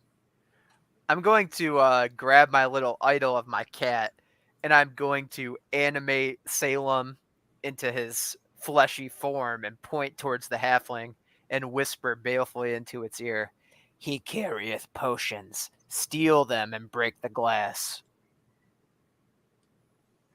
Love it. All right, so the cat goes down on the ground and starts to scurry forth. Yes, indeed. All right, so back to you, Roderick. You got a moment to do something before the halfling gets on your tail. You're at this junction point. What do you want to do?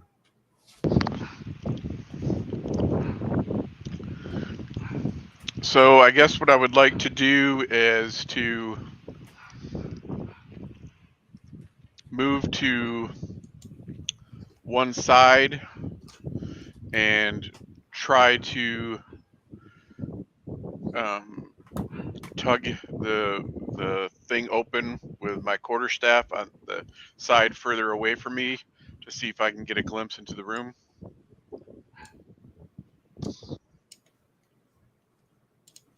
Yeah, so as you start to move the fabric, it alerts the guards within, and they're going to unleash their range attacks through the fabric. So each of the four, or each of the three, are going to attack, and they'll take a -4 to attack rolls because they're shooting blindly in the fabric. They know movement there. They can't see you, but they're all going to shoot their ranged weapons all the same. So three of them are going to shoot. The wizard isn't going to take an action. What's your armor class again, sir? 7. 7. So we're going to say that armor class is 3 for the purposes of them shooting blindly through this fabric. Armor class 3. So they need 14 to hit. That's 1 hit. So the 3 of them unleash their crossbows once more into the fabric as they stand on the other side waiting for a potential intruder. 1 of them hit you for a d6 of damage. He hit you squarely in the abdomen with a thud. D6 damage. He rolled a 6. So you took 6 damage as this bolt pierces into you. Now, I'm going to say, I'm not sure if that would take away your invisibility spell or not. What say you? What do you guys think? It says it's only ended if I through dispel magic, or if I attack somebody, or if I drop it voluntarily. Okay, cool. So you get hit with this bolt. Blood might be trickling down and leaving a trail behind you, but you remain invisible. All right, so you tried to move the fabric and you got shot. So, yeah, that's the end of the turn. You can hear the wizard chanting in the background. Wonderful. All right, so that would be the health. Samson, the halfling. Samson, you've reached the platform now. You hear some thum, thum, thum sounds of crossbows being released down below as the. I'm gonna go. You hit me! And I imagine the curtain swung back closed. Yeah. Oh no! Yeah, you didn't get hit. It's just the wizard. He's calling it out. It's called role playing. You know. Oh, sorry. You hit me! And if the curtains close back, I'm going to tiptoe, as halflings tend to do, and get ready. So if they believe what I said, as they step through the curtain, I'm going to hit them. So I'll ready to attack as I step further in. But I'll, you hit me, and see if they believe it. Maybe they're not as bright as the night down below. Yeah, sounds good. You need to roll, let me know. You accidentally bumped into your invisible mage friend as well, as he's just resting up against the wall after being shot and hurt quite a lot with that attack. Yeah, you can go ahead. No roll. No, I'm going to prepare myself. If they believe it or not, I'm going to set myself up. If they walk through, I'll ready an action to attack if they come through. You hear the tall tale sound of crossbows being re-engaged and getting ready to shoot. You can hear them pulling back from the material. Okay, so yeah, let's roll initiative now. Okay. Do you want me to roll initiative for my cat? Oh, absolutely. Your cat is would your cat be beholden? Yeah, still beholden to you, so your cat is still operating on BS of you, right? Yeah, and its goal, like what I told it, was to try to get his potions, Samson's potions. I got a 1 though. So, let's see. Ooh, D6 is not D20, Troy. So I rolled a bunch of 18s there. Okay, so let's say 1, 4. Excuse me. Yeah, I mean, I guess. What would you say about that? Do you think my cat would follow my command, or would my cat know I was charmed? I think your cat would know that you're charmed, but also would follow your command. All right, my cat now wants your blood too. So sorry, my rolls were the 3 guards that shot you. I rolled a 1, a 6, and a 4. And for the orc that's still living, that's as long as an orc has ever lived in the game, she got a 5. That's because she likes to run. Samson, Roderick, and if that's okay, Andrew, we'll put you at the end of the initiative order. Yeah, he got a with your orcs. He got a 1 anyways. You're down in the woods still. So sorry, what did you get, Samson? Oh, yeah. 5. I tied with York. Okay. Alona's gonna wait with her just her bow drawn outside, so you can just Yeah, she's kind of ignore lost what at the I'm doing. moment. That's right. No immediate threat. And So the- what did Roderick get? 3. 3.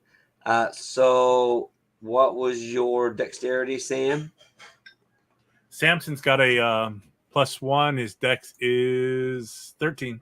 Oh, mine's a 13 as well. Let's roll off again. Highest number wins between 3. you and I roll 3 again. Oh, 3. 4. All right, there you go. Good. So you're first then. Samson's I'm first. readying up. If I've got enough shoulder or wall to kind of penetrate it so I don't get shot, he's kind of over by the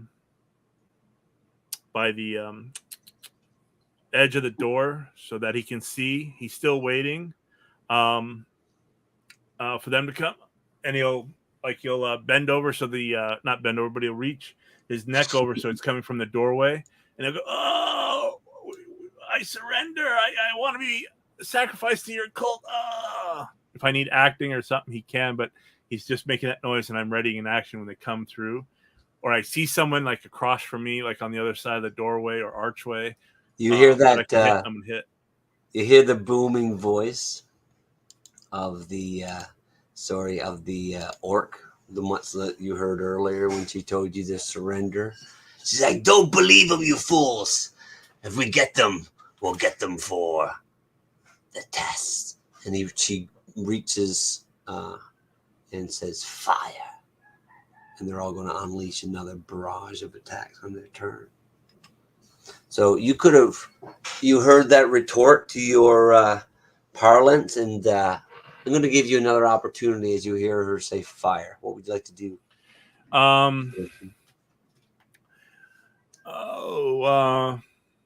He thinks he's unprotected. He's against, the archway, so they can't shoot directly unless they're at an angle. But he'll wait until he gets an idea where they're at or how big the room is, and he'll crouch down low, so he's a little lower than he usually is. Okay. So the other, let's see, the 3 guards that shot earlier are going to shoot again at a -4. 15. Let me just roll all 3. 8 is no good. 3 is no good. The 15 might be a hit. So that's 11. Does either of you have a armor class of 8 or below? Nope. Or 8 or above? No? Nope. No? Okay, so the 3 bolts again from the crossbow thread through the black fabric, and the sunlight from above over your shoulders in your crouch position start to shine into the room, and you can see slits from these bolts that have slitting through this fabric. And you can see the 3 obvious guardsmen on the other side readying for another shots, and in behind you see that familiar face of that orc female. So that was their turn. So now it's Roderick's turn. With that glimpse I get, about how far away are they from the curtain? Oh, they're like point blank. That's why they're only taking such a minus. Okay. They're just right there, just shooting their crossbows into the fabric, hoping to hit So something. I'm going to kind of crook my staff in my arm, holding my hand with an arrow protruding between the fingers against my belly, and my other one I'm going to reach out. I'm going to say, "Now you have me all hot and bothered," and I'm going to cast Burning Hands towards them. Nice. You're gonna flame right through it. Yep. Basically, it's 30 feet long, a 15 feet wide cone. Any creature in the arc takes 5 points of damage. Right on. And it's going to ignite. It's Yes. totally. It's going to ignite the curtain. The curtain as well. Yep. So yeah, you can hit all of them in the cone easily. Okay. Do I need to make any kind of roll for that? It doesn't say to make a rolls. I don't know if I have to I make. get a dex check for half damage. Okay. Here it goes. 1, 2, 3. Succeed, fail, fail. So 2 of them take full damage. And it says 1 per caster level, so it'd be 5. Nice.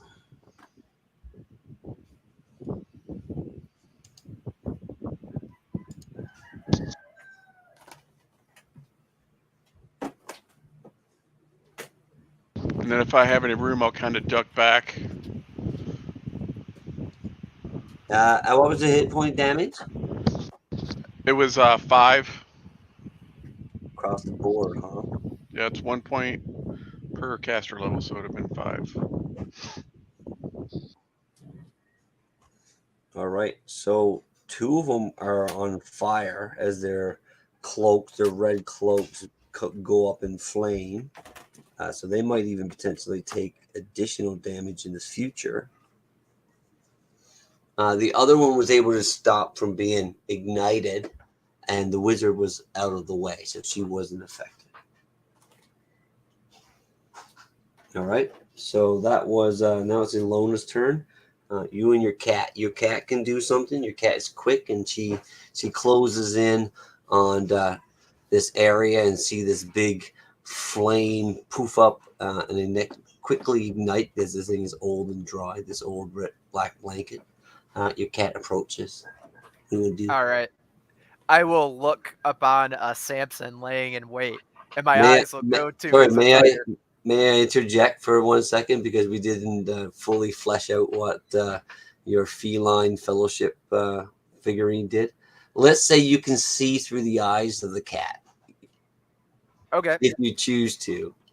Yeah, I'll see through the eyes of the cat. So yeah, the cat will look upon Samson laying in wait, and my eyes will search around for where he stows his potions, like if he's got a bag or a sack. It's probably a sack. Yeah, so the cat will start to slowly stalk and then take a mad run at the fucking sack. Okay, so that's going to be a dexterity check on the cat's part. Yeah. And let's say the dexterity of the cat is, let's say 15. The cat all of a sudden seems much more larger and ferocious than it has before, like a crazed circus lion. Nice. Shit though, not a great roll. It got a 5 to the attack. Sweet. Yeah, so it just bounces off and falls off to the side as this heavily armored halfling. He's like a little tank. yeah, the vicious onslaught of a savage army is deflected. Sweet. All right, so that was Ilona at the end of the initiative order. So we're back at the top with Samson. He'll go in. All right, you see these 3 ready in their crossbows again. They were ready in their crossbows, and then all of a sudden you see all this flaming torch, flamethrower action from your wizard friend. I imagine he comes visible all of a sudden. You see this gaping wound upon him, and everything's aflame, and all those guards are like trying to pat themselves down, except for the little halfling female kind of half rolled off to the side. She seems like the obvious threat, where the other 2 are like doused in flame. Where's the orc chick? She's beyond the 3 of them, further deeper into the room. So she's not in the room. She is in the room. She's just beyond them, like just past where they are. How far is she within traveling? Another like putting out their... another 10 feet behind them. They're like a fortification right in front, and she's off behind them over where the cots and sleeping quarters are. She's ready to. I'm going for her. Okay, so you're gonna bust through the 3 of them. Let's do a strength check to see if you're able to. Are they human? I'm not gonna burst through. Oh yeah, 2 humans and 1 halfling. The 2 of them are on fire, and I'll burst through those 2. Okay, so you're gonna roll a strength check to do that. 14, and I rolled a 12, so I'm 2 under. Yeah, you bust right through them like a basketball player splitting the defender, and you get. And I'll keep running towards the orc. Sweet, you can attack her. She's mid spell casting. Here we Her go. armor class again, for memory's sake, is 6. 16. So plus 7, 17. So 0. You hit armor class 0. Yeah, I got a 7. I rolled a 16 plus 1 is 17. Hit. Absolutely hit. And with 3 and 3, it is 6 points of damage. Sweet, you hit her really, really strong strike into her, knocking her back and interrupting her spell casting. Wench, you may join my harem. I look up at her. She's taller than I am. And you hear behind you the turn of heel as the everyone is, even if they're on flame, are still turning back towards you. And that would be who's next up in initiative order? Two of the guards are on fire. They're going to take their turn to pad out their flames. The other, however, the little halfling, she sees the wizard having just did all this damage with his spell. She approaches and attempts to strike you with her short sword. Can we not have a proper discourse? She rolled an 18 and she stabs it into you. I'm going to take the lowest of the 2d6, but I'm going to also roll an additional d6 afterwards. I rolled a 5 and a 2, so you take 3 damage from the short sword strike. Oh, But immediately you're going to feel this burning sensation on your exposed flesh where the strike hit you, and you take another 1 point of infectious disease damage. She got me for 4 points, and I'm diseased. Do I need to make a saving throw? No, this is against this was the on wizard. yeah, that's Sorry, on me. this is against the wizard. Yeah, no saving throw, just immediate damage to the wizard. Oh, I thought I was good. Okay. So now it's Roderick's turn in retaliation. You have this little halfling right in front of you, Roderick, and beyond that, you have the 2 human guards. Is Alona still outside, or is she inside? No, she's outside, but you see the cat scurrying about nearby earlier.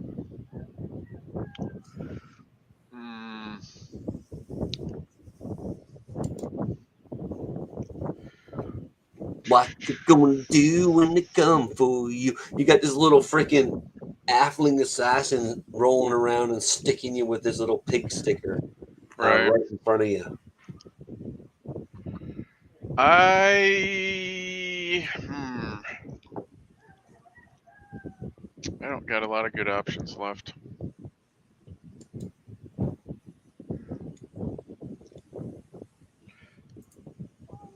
How tall is this room?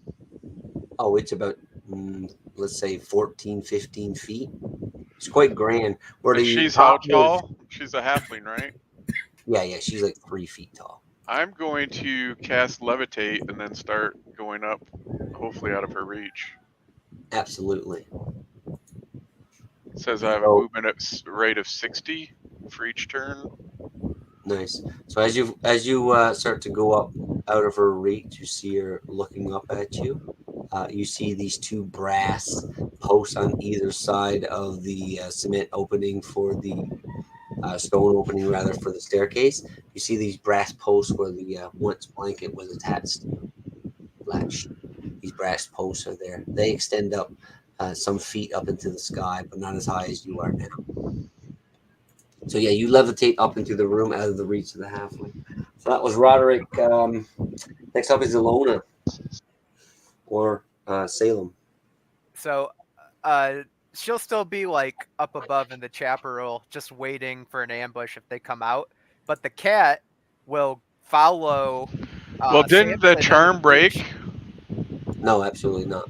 Oh, I thought when she took damage that she. No. It's there for the day. They've got to die, I think, is the only way, unless. Yeah. Oh, okay, I misunderstood that. Yeah, die or a day later she gets to roll another intelligence check. But anyway, what's Salem doing?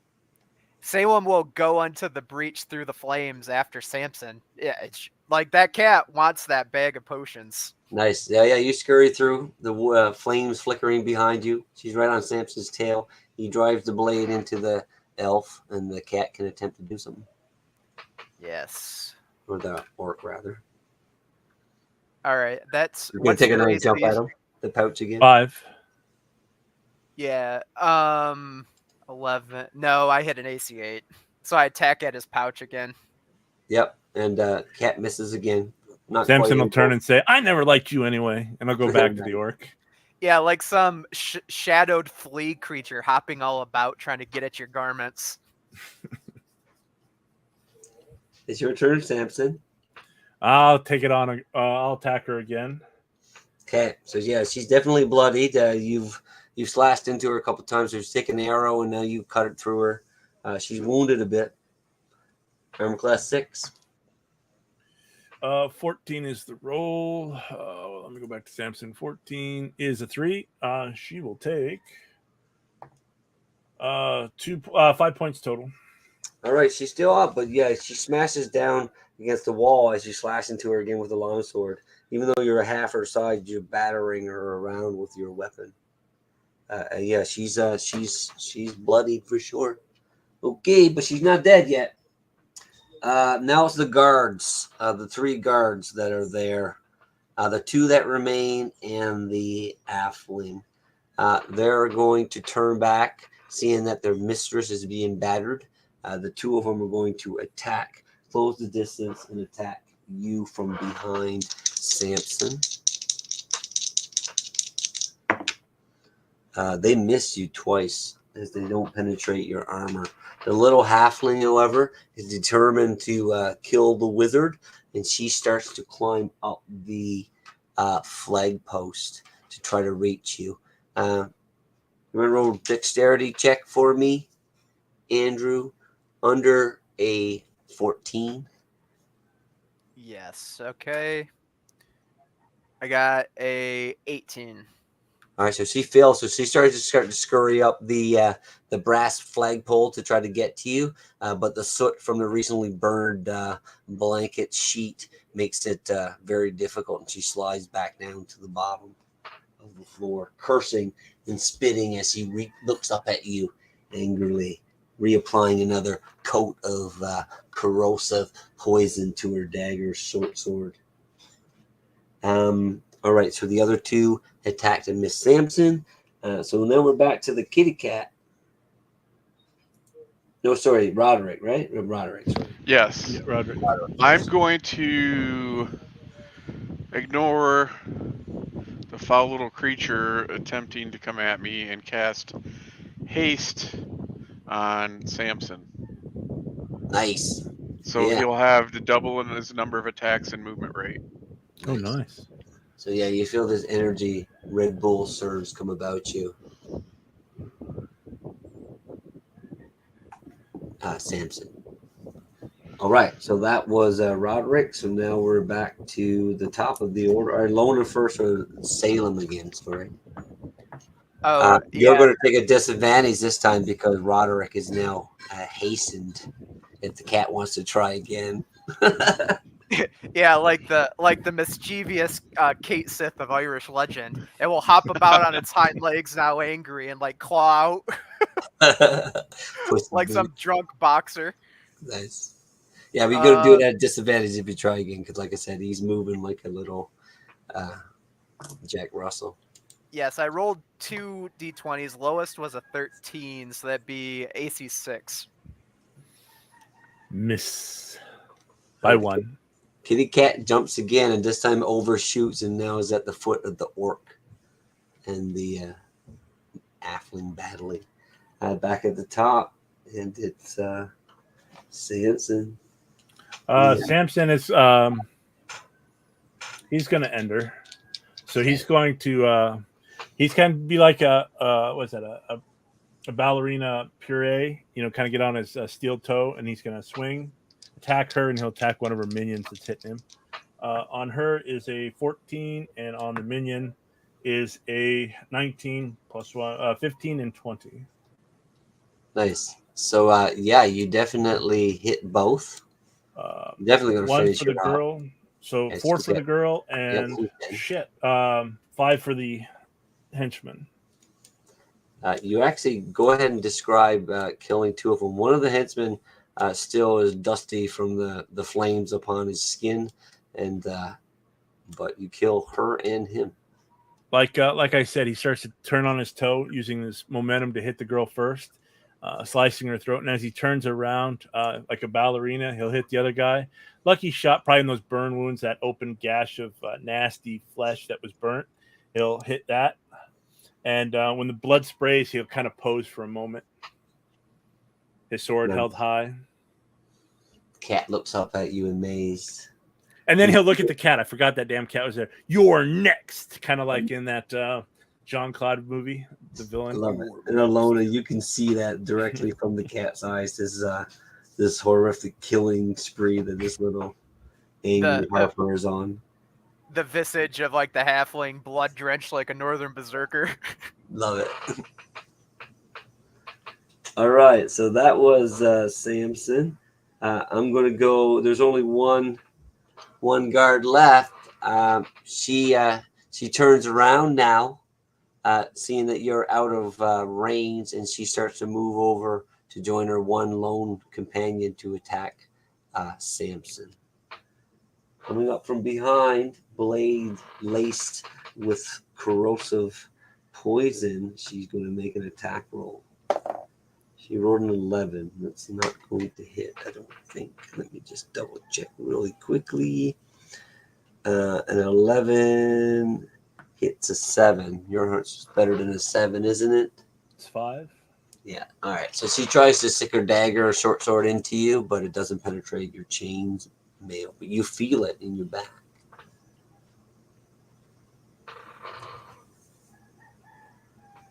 Roderick, your turn.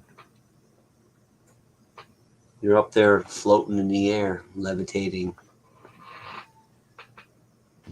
I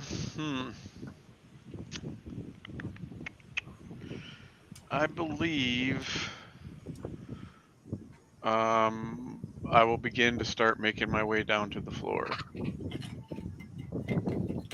Because I can't move horizontally, just vertically, so I'll start heading back down now that she's distracted by the death of her master and the halfling. Yeah, she's gone over to a different area of the room. You float down to the bottom. You can still take your turn to move if you want. No, How far away is the last of the 3 assassin? 10 feet ahead, and then 2 that are now lined up against Samson, who's turning back after having slain the orc mistress. These 2 have turned their back to you now, so you come back down. Yeah, I guess I'll approach the closest one, even as I feel my lifeblood dripping out to the floor and the burning of whatever noxious venom that she had on her blade. I will try to take a swing at the one that's closest. Just a question as well, Dennis, in case you forgot the little quirk about the human Mistra gift. Did you roll the d20s to see if you retain your spell that we're casting them? Let's see. No, I mean, on the you haste. need to roll 20, but you never know. Not on the levitate. Nope. All right, so Unfortunately, you didn't get any gifts in Mistra. Nope. All right, so you can make an attack against the halfling if you want. She's a little bit closer than the other one. Her armor class is, let's see, her armor class is 6. Do I get any benefit from? Yeah, let's say you get a +2 because she's determined to take on So this other 16. So that'd be an armor class of 3 that I hit. half. Yeah, that's a hit. Okay. Not bad. 4. Nice. Yep, you hit her with the quarterstaff over the backside of the head. Thud, you hit her. She feels it and is aware that she's being attacked by you who just came down after she was trying to get you like a cat getting a bird. All right, so now we're back to Ilona. So is the charm broken at this point? Yeah, you feel the grip of that control over you lift just mere moments ago. All right. Well, then I will sling the bow over my back and draw out my dagger and start making my way down the stairs. Yep, you sprint through and you open up into the room. You just see, as you enter, you see the maid's old man clubbing a little halfling over the backside of the head. Yeah, I'll say when I reach the end of my movement, thank you, the spell is broken. I'm myself again. Nice. I'm going to say you can take an action if you want. Can I get close enough to the halfling to try to stab him with my dagger? Absolutely. You can catch up to the old man and continue to attack against the halfling. Absolutely. All right, I'll do so. Is 5. 6. But you get +2 damage. Damn it, I rolled shitty though. 2, 4. Yeah, I missed him. All right, so you come up and try to dagger him in the back, but he's aware now, and he does a little roll, much the same as he did earlier to avoid the fire attack. So that was Ilona. She's back at the bottom of the initiative. She gets a turn now proper. Cat can still go if you want. The cat, now like broken from the murderous intent, also will revert itself to stone. Nice. Yeah, it turns back into a figurine and sits there in the corner just beyond where Samson is. Now, Samson, be mindful that the cat's been trying to steal your money pouch all this time, and there it is, this valuable little figurine sitting at your feet. No, Samson had been preparing to kick it like a football. So he's like, look at her, look at the statue. You better control your pets and your ability to shoot people. How long have we been companions? For a couple years, huh? This isn't the first time you took a shot at us, and I will. I'll club. There's a guard and the halfling. Yeah, there's 2 of them left. That's right. I'll go after the guard. Yeah, he's kind of closer. Is 7, 8, AC 9. Oh yeah, let's see. His armor class. You only hit an armor class 9. Yeah, I rolled a 7 plus 1 is 8. Yeah, no, that's a miss for sure. Second attack, 13 You're plus still 14. Yeah. 14's a hit. Okay. This one was on fire as well, so he's already. You see him; he's like covered in burns and black marks upon him from being 5 blazed. total. Yeah, go ahead. You kill him as well, Samson. He's kind of just standing there. Again, the halfling likes to leap, so he's kind of got that, like he's using his sword as a spear, and he's going to leap onto him and fall down with him, as that's like his signature move. I hope he didn't die. And the guts and the bones will spill out, and his where he got burnt will kind of pus like a zit and kind of spew out. Yep. And that's all he'll do for this turn. Cool. All right. So that was your turn, Samson. Roderick, you are faced off with the lone survivor of this cult guard group, the one that was chasing you up the pole earlier. What would you like to do, sir? I might have muted you one second. Yeah, so you're facing off with this little halfling assassin. Yeah, so I'm going to give the staff a whirl with a backward motion to bring it down on the top of her head. Ooh, nice. So I hit an AC of 4. Nice. His armor class is 5, yeah. That's a hit. 2 points of damage. 2 points. Yep, you thumb. That's 2. You're like just clubbering this little dexterous halfling with your quarterstaff. It was quite impressive for your companions looking on that might undersell your melee combatant skills. All right, Ilona. How badly is the halfling looking like he's doing? I mean, there's some nicks and scratches and blood, but definitely rolling around and moving and dodging and deflecting and attacking. All right, I'll try to stab him. Okay. Dagger versus dagger. Elf and halfling rolling around. Little cats. Couple cats. Yeah, this is a good one. I got a 19. So that's AC 0.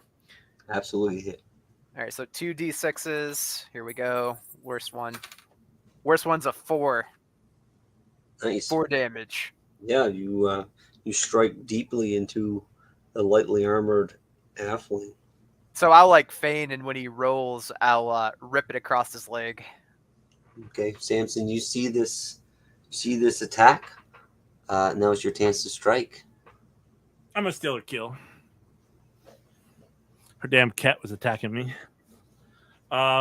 Actually, no. I'll take a minus or penalty. I'm gonna try to subdue the halfling. It's a chick, isn't it?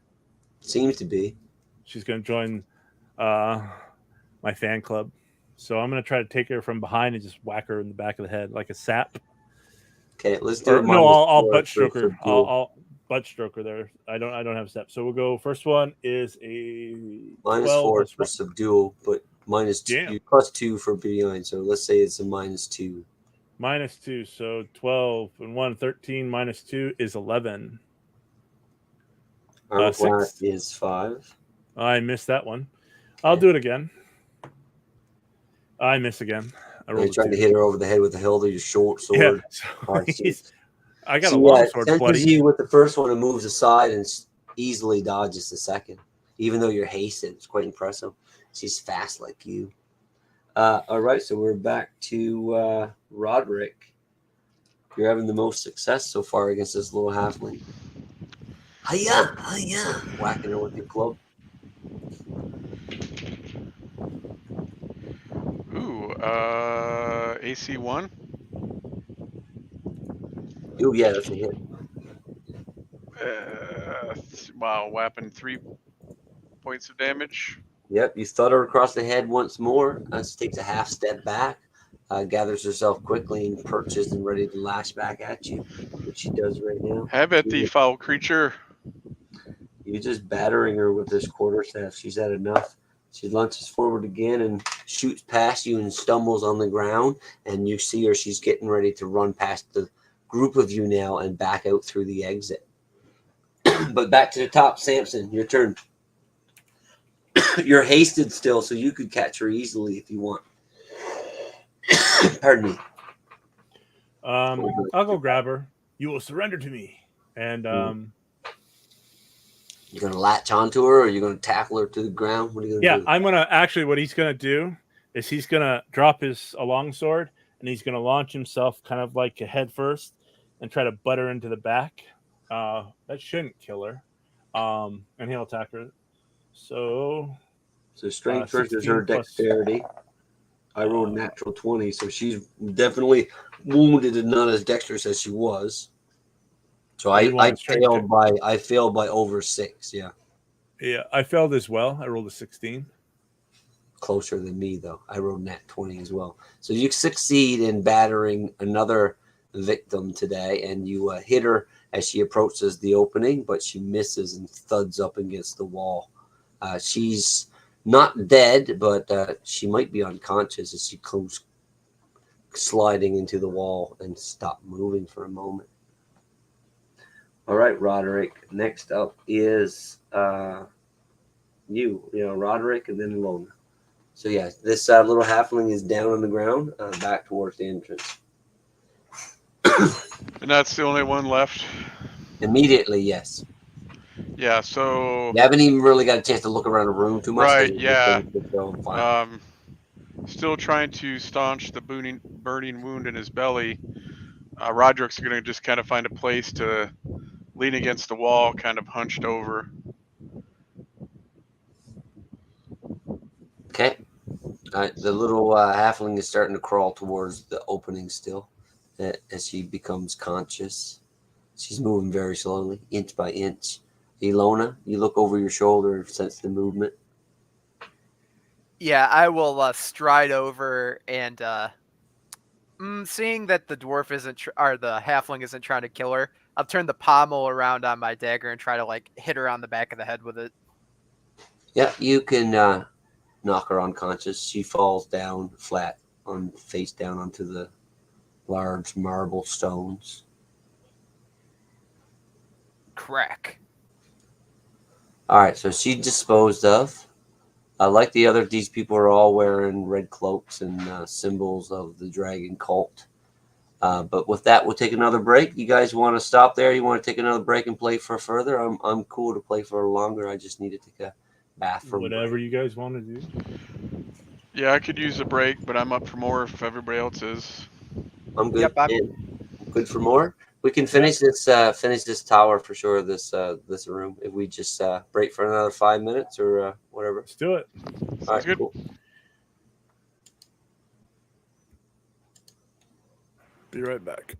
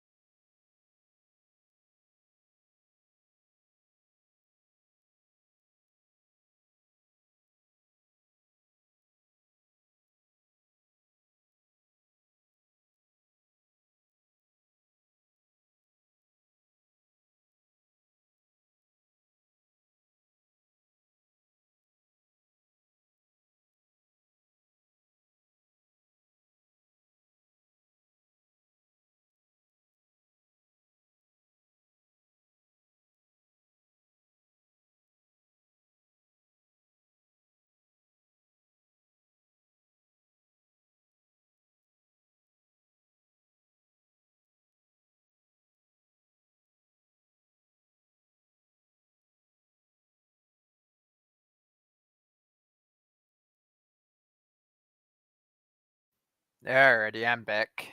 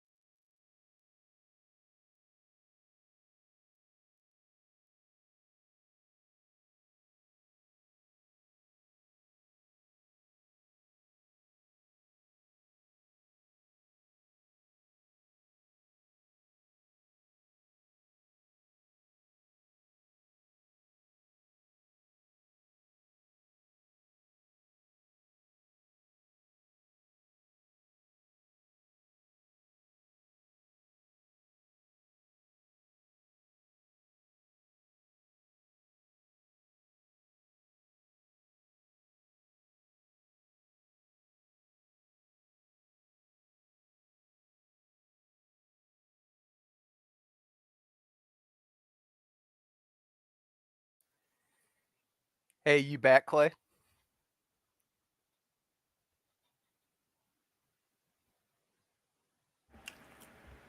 I'm back.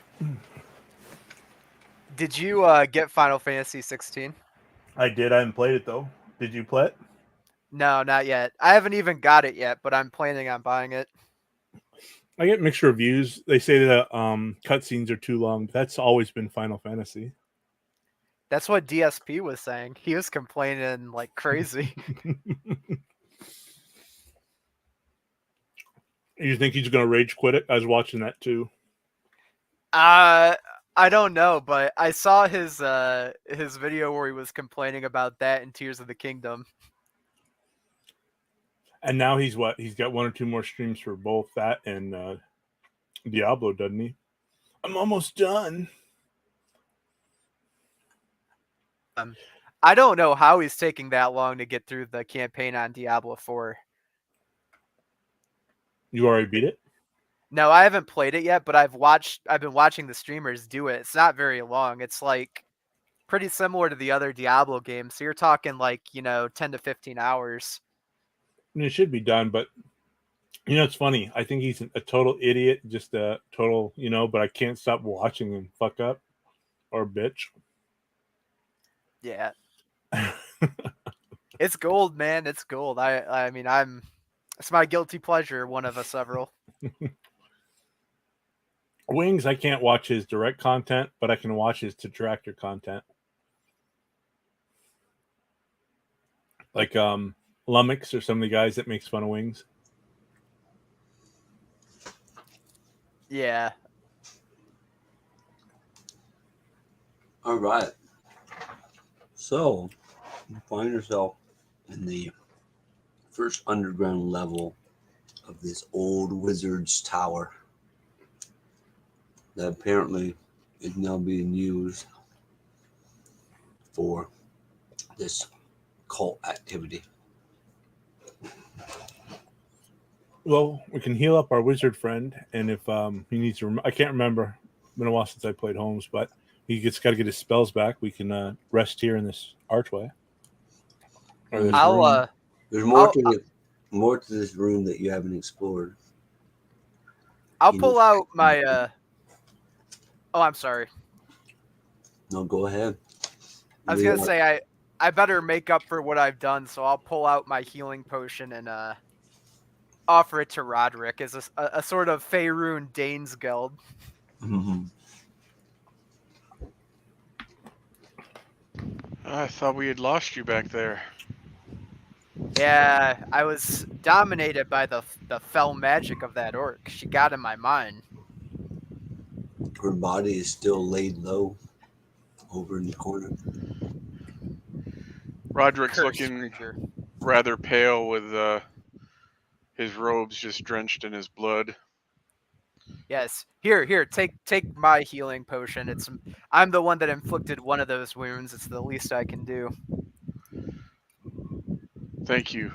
You look around the room, amongst the bloody floors of the dead. You could see their beds that they might have slept in the night prior are all around you. You see 4 cots, and at the foot of each cot a small chest for personal belongings.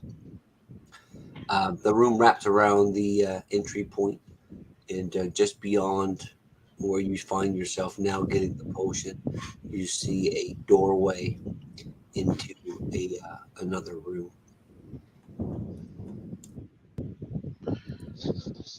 So how does the potion work? What do I need to roll? Or is it just a... It's a 1d6 Okay. healing potion. Well, it's certainly better than nothing. 4? Samson will give you his as well. Nice. Oh man, drink it down. Yeah, after drinking down the first one, I'll pull the bolt that was still stuck in my belly and then drink the second. Come on, no whammies. 4, so 12. 12 of 17, that's not too bad. Not bad at all. Better than 4 of 17. You feel the healing juices course through your body with warming. Wounds start to close upon you. You guys gather your senses now and look around the room. Now, the obvious place to go further is to go forward and through the doorway.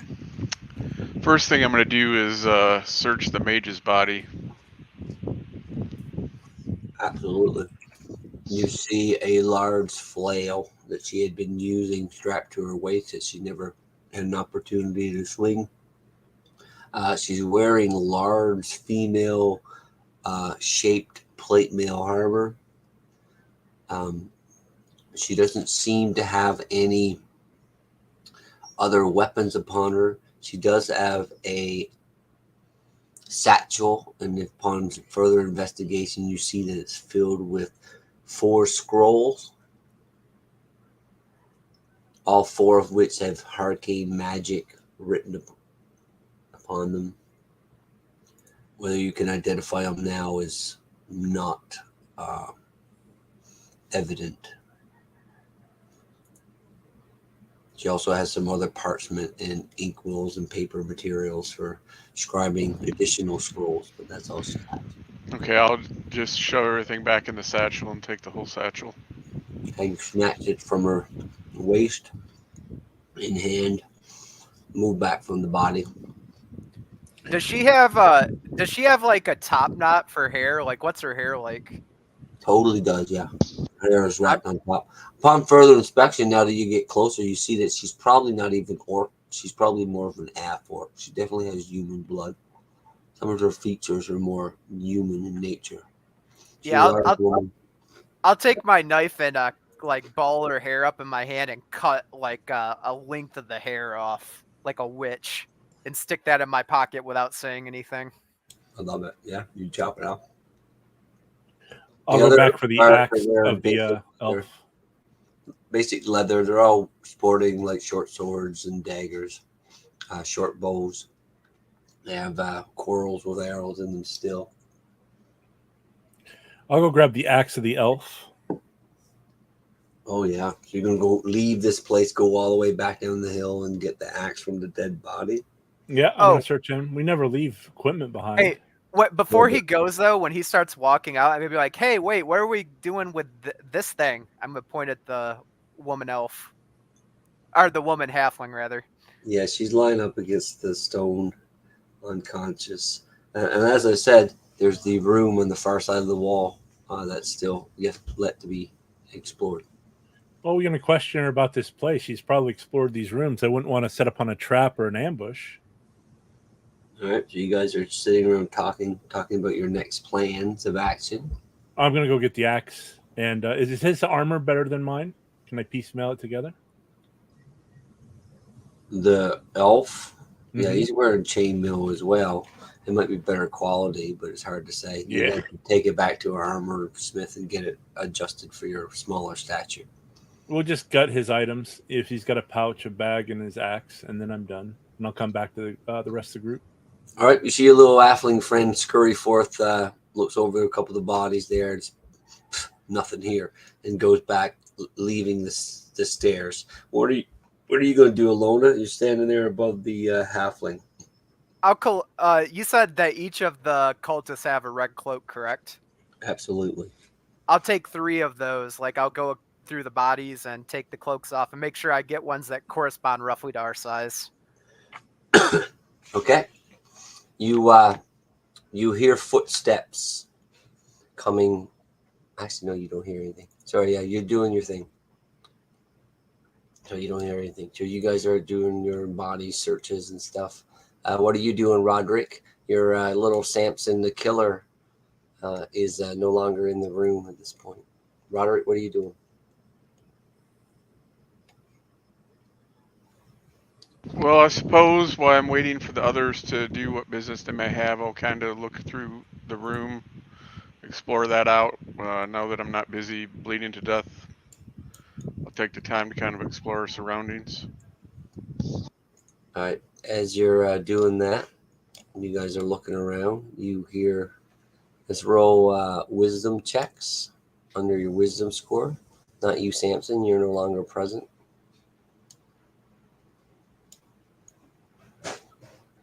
Ilona and Roderick. 15. Is that under your wisdom score? It is not. Okay. Succeed by 6. You beat yours by 6? Yep. Your elven ears hear the door creaking across the room. My eyes will dart there with alertness. I'll say, Roderick, the door.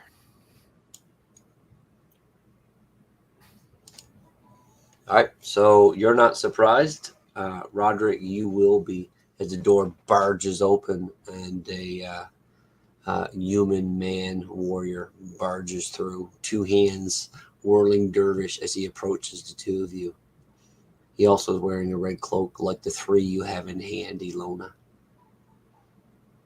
So you're not surprised, but you have your hands full of cloaks. He's charging the 2 of you. Oh, okay. So, do we have a round, like a surprise round then, him and I? You and him are going to go, and then we'll roll initiative. Yeah. All right, because what I would intend to do is throw the cloaks at him to try to like a sheet, try to cover him up. Love it. Let's roll initiative 2 of you and him before we roll the initiative for the group. Finally, I get a good initiative roll. I got a 6 on it. Okay, you rolled a 5. So yeah, he's charging the 2 of you. You step forward and throw the 3 cloaks. Yeah, that's exactly it. All right, you can do that as a free action. You can still follow up if you want. Yeah, I will throw the cloaks on him then, and I will duck and roll and pull out my bow so I'm ready next turn. Okay, so you roll over near the cots just off to the side. Roderick is still there as well. He is flustered by these cloaks being thrown upon him, and he's brushing them aside. So now we're going to roll initiative again. The 3 of us this time. He rolled a 3. Got a 6 again. Woo! 6. That's the best initiative I've ran. So go ahead, Ilona. You throw these things. You do your little roll pirouette away. He's flustered by the precursor. Now you get to retaliate. All right, I'll grab an arrow from my quill and it goes in my bow. I take a shot. Okay, armor class is 7. I got a 19. Oh yeah, it definitely hits. Okay, And that's 3 sixes in the roll, baby, on the d6. That's Mark of the Beast. So great. 7 damage. Wow. All right, yeah, you thud him through the haze of this quick movement. Yeah, you fuck him up with your. And question, because he's like trying to throw these sheets or these robes off of him, do I peg a robe to him? Sure, you stab one right into his chest. Fuck yeah. All right, Roderick, you see this right in front of you, this fucking pierced red cloaked fighter that barged into the room like he was going to do something. So did he start moving past me? You're all there together. He's right in front of you, half a step further to get to you. He loaned rode to the side and just pierced through. Okay, so I'm gonna take a low grip of my staff Mm-hmm. and like totally spin my body around, almost like swinging a baseball bat, and take a swing at the back of his head. Love it. Armor class 7. Come on, 19, armor class 0. Yeah, you smash him. 1d or Now, less of 2d6. yeah, this is where it gets unimpressive. 2 points of damage. Oh, that's something. Yeah. Yeah, you club him with your quarterstaff. He does a half step back again. He's still alive. You're still out of the fight, Samson. You're gone down retrieving some gear, which is fine. We'll get to that in a second. He is going to attack now. He's going to attack you because you're right in front of him, Roderick, having the elf having rolled off to the side. There we go. Your armor class again was 7. Correct. He rolled a critical 1. I'm going to roll a quick fumble. D100 here. 89. Hits himself, double damage. Nice. All right. So he is totally fucking flustered from these red So things. he's like, yeah, he's been shrouded with cloaks, and then he just got bonked in the back And of he the did head. 5 damage. So yeah, he kind of falls onto his sword as he trips over the remaining like she pierced him with the arrow, sticking the blankets cloak under his between his feet. He kind of stumbles onto it and falls onto his own weapon and succumbs to his wound. So this all happened in like a blink of an eye. Imagine it happened like in 3 Yeah, I seconds. will actually, like, my eyes will kind of blink, and I'll look to the elf, and then I'll look down to him, and then I'll look to the elf again. Okay, so that's another one down. What is left in the room? Now you see the door is open because he had barged through it. Samson is still not back. So Samson, you go down and you look at this finely crafted elven chainmail. It's not elven chain in the sense that it's magical, but it's elven made and it is chainmail. It's high quality. You could get it fitted, but it's going to cost money to get armor to do that. The axe is massive, weighs 3 times your body weight. You could drag it back up the hill with some exertion. It too is finely crafted and is ancient. You can tell that it's super old. It's probably like a master craft weapon in manufacture. I'll take it. All And right, I'll grab any pouch that he has and head back. Yeah, so he's got 32 gold pieces, 17 silver pieces. 32. I'll just write that down here. There's a couple of belt pouches upon his waist. Again, Snag his belt pouches and go. The belt or the armor is very ornate, but it weighs a metric ton. But you drag the 2-handed axe / a hammer up the hill. Slowed by it, you come back into the room, seeing your friends having slain another foe. The door is open, and you can look into the other large attaching room beyond the cots. Also, if you took the time to look through the crates and the chests at the foot of the cots, you could find an additional amount of gold and or silver, but that's going to take time. I'll pull the arrow out of the guy we just killed so I can get those cloaks and like quickly try to fetch them as I'm saying. Who knows how many more of these guys are lurking around here. Maybe we should sweep the place before we search around too much. Let's do it. May I see one of their cloaks? Yeah, here you go. I'll throw one. Oh, is it what is it from like the orc or one of the humans? Yeah, there's a definitely human-sized one. There's Yeah, a halfling-sized I- one, and there's you're set. I will slip it on. Yeah, it slides over your robes, no problem. Yeah, seeing him start the masquerade, I'll put mine on too. One of the other ones. Let's do it. I'll do it too. Even if it only buys us a few moments, it could make a difference. Okay, you want to go through the doorway into the other room? Yes, and actually, before we leave, or no, I'll come back later. Yeah, let's do it. Okay, you go into the other room and you can see that it's finally crafted makeshift bedroom. It might have been something else at one point in a previous incarnation of this tower and basement, but right now it's being used as a bedroom. It has iron bars around with continual light spells cast upon it, so it's brighter than the other rooms. You can see staircase in the bottom right corner going down, it appears. And you can see what looks to be small alcoves with another sheet, not dissimilar to the one you bust through to come into the previous room, closing off two specific areas. I'm going to get you all to roll a d6 and tell me the number you roll. See all of us? Yep. 5. 5 as well. 3. Okay. As you come into the room, that's what you see. You see the staircase on the south east corner and two small areas in the north corner that have black sheets partitioning off of space. I'll look over to Roderick and Samson and like motion with my bow as if I'm asking whether or not I should let an arrow loose into the sheets. Yeah, that'll work. So you nod at me? Yep. Yeah, I'll knock an arrow and level it at the leftmost sheeted alcove and shoot it just plumb in the center of the sheet.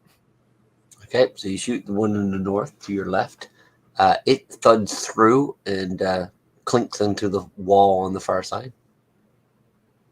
No commotion or sound. All right, I'll take an arrow and shoot the other alcove then. Okay, you do as well, and this time you hear it thud into the brick stone wall and then bounce around and make an odd clanking sound. But no commotion, no movement. I'll look at those two and kind of shrug, like I don't know.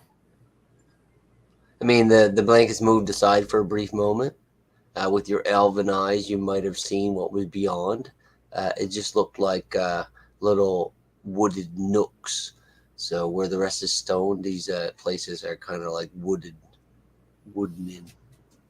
I guess if there's just alcoves, we move on. All right. Yeah, I'll pick up the arrows. Okay, as you go up and get the arrows from the mesh, you can see the one from the north. It looks like it's some kind of a bathtub on the other side, off to the side. It looks like it's quite dusty and dirty, like it hasn't been used. As you go get your arrow from the other area, you see that it's like some kind of a commode, cistern type area for people to relieve themselves. And unlike the other place with the bathtub, this place is pristinely clean. Can the tub be turned over? Absolutely. It's just like some tin type of material, very light. With the three of you together, you could probably flip it over if you want. I'll yell over to Samson. I'll say, "Hey, Samson, hey, look at this. I think we could probably put the halfling under this if you want to keep him." Let's do it. I'll help him. Okay, so you drag the body. I love it. You drag the body of the halfling assassin over and put him under the tub and put the tub over the top of him. Yeah.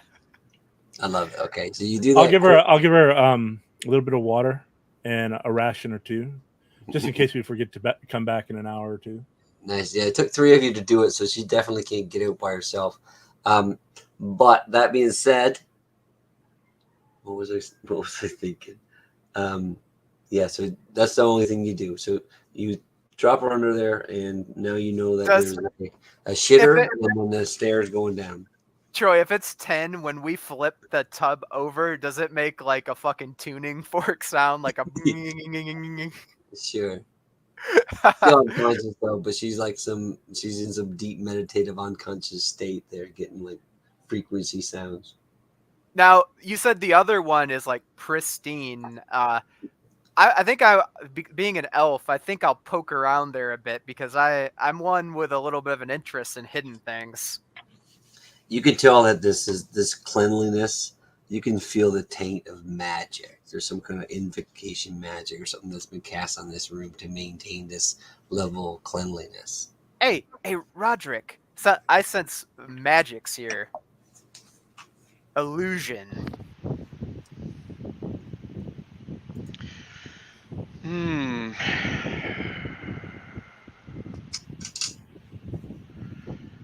I suppose I can attempt to see what I may see. And I guess I will cast Detect Magic. Yeah, you totally. This room, this commode area lights up, illuminates.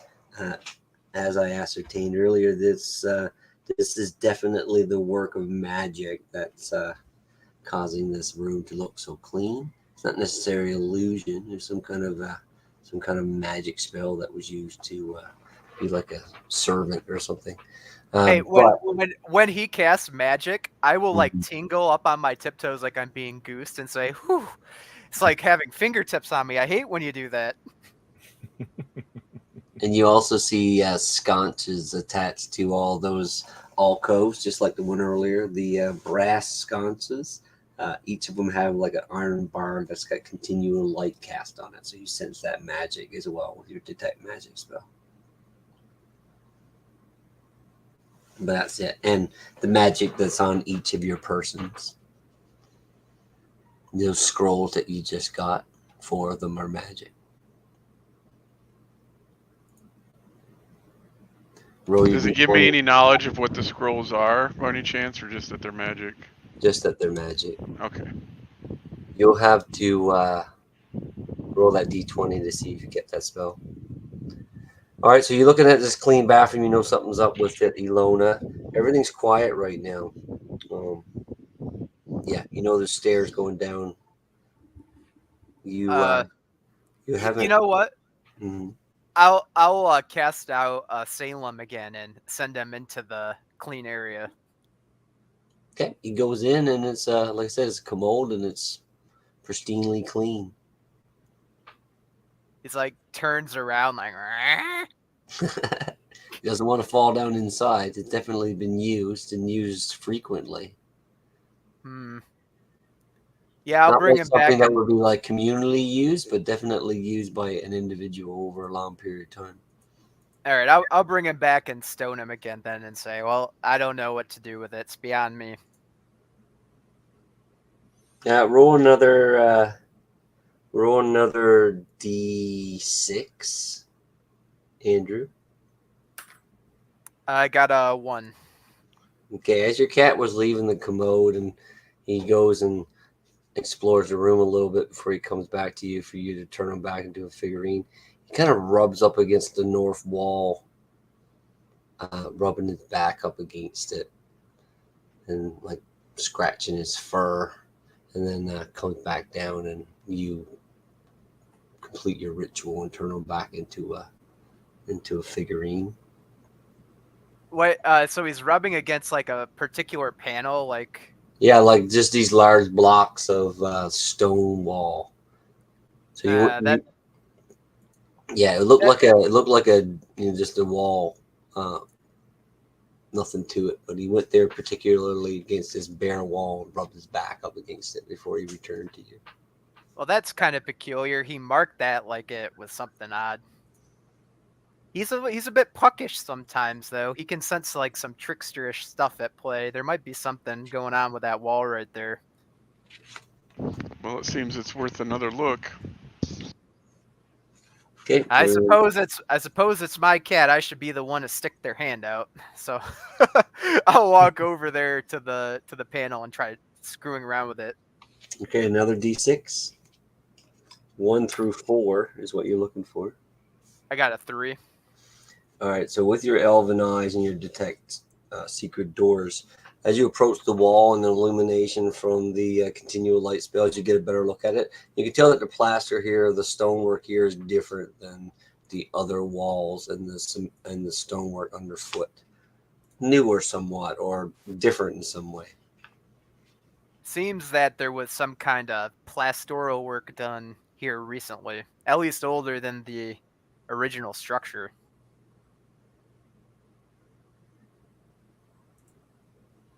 What do you want to do? I don't know, Samson. You think you could bust this open? Well, stand back. I might not be able to lift this. So this axe, is it too big for me to use? Too massive? Absolutely. You'd be doing that at a great disadvantage. It would be, well, you don't have the attack roll, so yeah, you could do it. I'm going to try then. He'll But step back. You roll 1, you might not like the results. That's fine. He'll step back. I'm a fighter. He'll try to attack the thing. Okay, so you smash into it. Roll the dice just so you don't get one. You know, It's not a 1. It is a 7. I'm just seeing in my mind he looks like one of those fucking red caps from Pathfinder, like this fucking midget with this massive scythe. But he'll spit on his gauntleted hands, get him all kind of. Then he'll get down on the ground, rub some dirt in to get some extra grip, and he'll try it. Yeah, I rolled a 7. Yeah, you barely lift it, but I mean the weight of the thing itself crashes through this ancient old plaster job of a wall, and the heavy axe busts through, and you definitely see darkness on the other side. There's definitely a secret compartment beyond.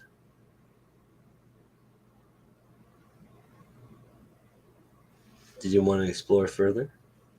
Well, yeah, light a dust and old smells not released to the open air for hundreds of years waft into the room. You smell it.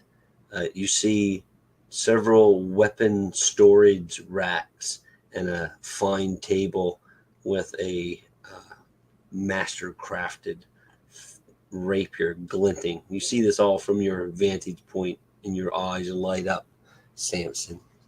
rapier, and I'll let go of the axe. Yeah, it's a trap to the ground. So yeah, there's looks like some storage of weapons and fineries on the other side. This wall had not been explored by these cultists. This is old work. This wall that had been put up here hundreds of years ago, not by these guys. I wonder why they would plaster up a room full of weapons. It's a trap, but we should go in. Well, I mean, it's a rapier. You're a halfling. This seems like a match made in heaven. I won't stop you. If I get cursed or turned to stone, remember you want to crawl through the hole, or did you want to smash it further to get in? Smash it further. If you're turned into stone, I promise you I will sell you to a very fine pawn shop. You see the table from your first glance is much more elaborate than you thought. It's this big oaken table, finely crafted, elven make potentially, beautiful ornate decorations. As I said, the one rapier prominently displayed on top. It kind of glows in the illumination of the light coming into the dark room. On the table as well, there's 2 additional scrolls, and looks like a spell book of some sort, or some kind of arcane tome. Well, gather it all up and bring it up for everyone to look at. So there's a rapier, a tome, and some scrolls. And there's another book over on the rack where the other rapiers are. So there's 2 finely crafted elven rapiers they have this leaf motif on the hatch. So they're mastercraft rapier. So they're both the equivalent of +1/+1, but they're not magical. They're like a +1 rapier, but they're not magical. Two Well, of those. how about The each of other us one take? that's on display is finer still. It's much in the same design as the others, but another level of craftsmanship. And there's So a book. there's There's a grand book, this tome, that is as finely crafted as the rapiers. So this gold laden leather tome sits prominently on the table as well, not far from the fancy rapier. And Damaris' Guide is what's written on the inscription. Write that down. Damaris, Danaris, Darnarest, Danaris Guide. The book, the book is very, very a treasure, heirloom that should be treasured by anyone to obtain. what's Anyone's eye upon it. What's Roderick's language skill? He's got plus like 6 languages. He can speak a shit ton of languages. Yeah. Yeah, I'm gonna shrug and be like, I don't know probably what any of this stuff is, so why don't you take a look at it first?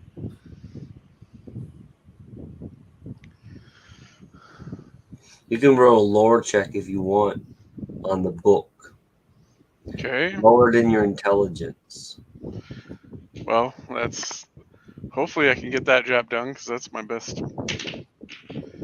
I rolled a 9. My intelligence is 16, so I made it by 7. So, being an arcane student as sage as you were, once a member of Candlekeep, you know the name Darnarest very well. He was a famed magical weapon enchanter. This is a book basically outlining his entire life's work. For anyone that's in the business of crafting magical arms and armor, this book is priceless. It does have you've heard of the book, you know of its existence, but to see it upon this table now is like some kind of glowing idol before you. You know it's worth like 4,000 gold pieces. It's just somebody's personal. No, I'm just kidding. Yes, this is a very rare find indeed. And you could put together that these master crafted rapiers as a starting point for enchanting might have been a good bet for anybody in the business of enchanting weapons. Interesting. And there's a glow, there's a hum of energy coming from the one that's on the display stand. It's gonna kill us. Oh, I mean, I'll tell you what. If you want it, Samson, you must be the one to take it off. I mean, that's just the way this game goes. Fuck it, and he'll grab it. The rapier? Yeah, the one YOLO. that's humming. It feels perfectly balanced in hand, and you can feel your body sway and move in a dexterous way that even you are not familiar with, having hold it. It's all positive feels and vibes. No, I'm not cursed. That's good. No, you look rather dashing. I dare say that the dowry a father will pay you has just doubled. Maybe tripled. It went above his head because he's not that bright or wide. You're going to sell me off? What? So I'm not going to do any attunement rules. Fuck that. So without identifying it, I can tell you it's a +2 defender rapier. So it's a +2 attack, +2 damage rapier. The rapier is a D6 weapon. And it also is a +2 to your armor class when you're wielding it. Can our wizard friend use it? I'll turn it over to him if he needs it. He could. Or the elf. You don't know the properties of this. You just know that the Feels meta good. properties. You just know that you feel like a cat dexterous movements when you're using it. You just feel like you can dance and parry and represent whatever you want to do. I'll wave my hand away if he tries to give it to me. I'll say, no. A halfling sheriff should be dashing with a rapier. I do strike a good pose. Yeah, I mean, you're a bandito. All we need to find you is a hat and a fitting mask. All right, and there's the other rapiers as well. Is anyone going to gather them up, put them with anything, take them with you, stuff them in sacks? What do you want to do as you carry on? I'll take the lesser rapiers and say, but these two middling blades that are beneath you, I'll hold on to these for now. Of course. Okay, so there's a stairs now that you've. So again, there was the book, there was some scrolls, there was two rapiers, and then the magical rapier. Roderick's gonna take all the book and the scrolls. I take it, correct? Yeah, makes sense. Yeah, I'll put him in that satchel that I took off the orc. All right, you keep track of all that, and we'll tally that up later when you get some identification. How many scrolls were in the room? This one had, let's see again. Let me see, 2 scrolls and a spell book. And the other book was the fancy guide, Dannerous Right, guide. for enchanting weapons, yeah. Mm-hmm. So the Dannerous guide, 2 scrolls, and a spell book of some sort. Right, and then the 2 rapiers, and then the magical rapier. All right, so you loot this ancient room that probably belonged to a friend of Dannerous or someone for them to have obtained this book. Either way, that's the thoughts for your head to ponder as you're about to carry on through the dungeon. There's a staircase going south or going down in the south of the room. Yes, indeed. Roderick's thoughts would definitely be torn between the current situation and the books that he's carrying in his satchel. Okay, so what do we want to do now? I'll draw an arrow into my bow and I'll nod to Samson and say, well, shall we go to level 3, Minoros, the dread level of Bator? Sure, let's go. And he starts whistling and walking down. All right, so you whistle and walk down, quite confident now that you've slain all that come before you. You go down to the second underground level of this ancient building, and as you approach, there's silence, eerie silence. But there's an of energy, a frequency that you can feel on the other far side of the room. Probably the size of a football length of the room, 100 feet across. But to your left, as you come out the staircase opening, you see chains and apparatus for containing people and prisoners upon the left wall.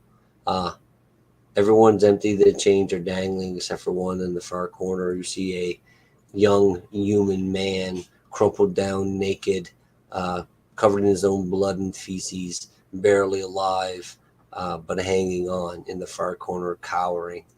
He's looking at you pleadingly as you come in, and he tries to put his hand up to indicate shh as you approach and open up into the room. What do you want to do? Sneak in, I guess. The best of our abilities. Everyone roll under their dexterity. 7. This will be a little bit more of a challenge than the last one. 6 under. 2 under. 1 under. All right, so you all succeed. You can crawl over and talk to the young prisoner attached to the chains, or you can continue on further into the room. There doesn't seem to be anyone standing against you at the moment.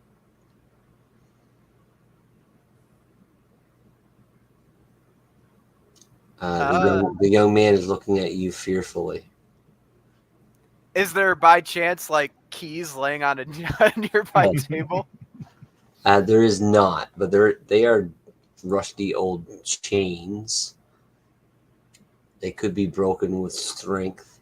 I don't know if Samson's still dragging that big maul axe around or if he left it back there, but he dropped it over beside the big wall, right? Yeah, he leaned it against the wall. If we come back this way, he'll grab it. It's got to be worth some money. He raises his arms up to you, pleadingly for you to try to open the shackles. Well, I'll shrug and see what Samson wants to do. I'll give you the thumb across the throat. If he looks all hurt and disheveled and crazy, if he's missing his tongue and his vocal cords, then maybe we'll let him live. But, we just don't need an alarm system. No, he looks like a prisoner. You're here to rescue prisoners. Oh, we are? We forgot all about that.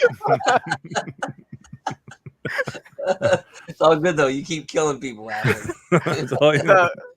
This Harper plays Discord. Yeah, I thought we were to kill people and loot stuff. I thought that's what we were doing. We're saving folks. Harpers do have you here protecting people from these cultists, but that's all right. So, yeah, he's definitely a try prisoner. to open it. I have no ability to open it, but we try to. All right, yeah, I'll try with him. I'll try to help him. Yeah, so he's like, please, they've taken all of our friends just beyond here, on the other side of that opening. Be quiet, be careful. The master, he went by there a while ago. Tell us about the master, as I'm trying to free him. He's a necromancer of some sort, a master of the undead. Legions at his call. But he went. He's gone now. You must have scared him off. How did you do it? Just the three of you? You killed them all? Yes, but it seems that we are understaffed to take on a necromancer, not a priest among us. How? Damn! I'll turn to those guys like... But if you've killed these many, you have a chance. He's gone that way, just further still. Samson, We always go that way, but nobody comes back. I was waiting for my turn. My friends, taken from the village yesterday, they've already gone beyond. Thank you, friends. Please. And he raises his hands up again for you to try to break the shackles. All right, well, I guess let's try. You got these fancy new pointy rapiers. Maybe you can find perches and ply and snap one of the links of the chain. Well, the thing is with like new weapons, like they lose half of their value as soon as they come off a lot. I'll look to Samson and be like I can like try to use a sword. You don't have anything thicker? He uses his long sword. He still has that. You want to use that? You got like a crowbar? Nope. He just has his long sword. All right, let's try that. All right, to advantage using the prying device. Just roll under your strength, and you can easily snap some of these. This man is frail and small. He's not a big farmer. Go ahead, roll 2d20 and get under your strength on one of them. Samson. Oh, me. I thought the elf was doing it. Okay. 2d20. I've got a 11 and 4, so he's able to. Yeah, snaps, and the man looks up at you. Am I free to go? And he starts to move towards the thing. If you find my friends, please, they'll need your help. Many have come and went, but none have returned. Here, follow my cat. My cat will lead you out.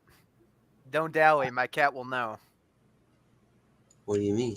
He looks to you puzzled. I mean this, and I will loose Salem from the stone idol. He gasps, amazed. He's seen some amazing things, haven't been apprehended by these devilish fiends, but this beautiful cat. Okay, and the cat springs off, and he follows him up the stairway. Yes. With bare feet as he scurries forth nakedly up the stairs, trying to cover himself as he goes. Yes, run, sweet Grimmelkin. Do not lead him to an early grave. And everything is complete silence in the room and beyond as you hear the pitter-patter of his feet. Would you like to explore the rest of the room? Yeah. All right. So as you you go westwardly through the room, you can see that everything here is clean and dust and dirt free.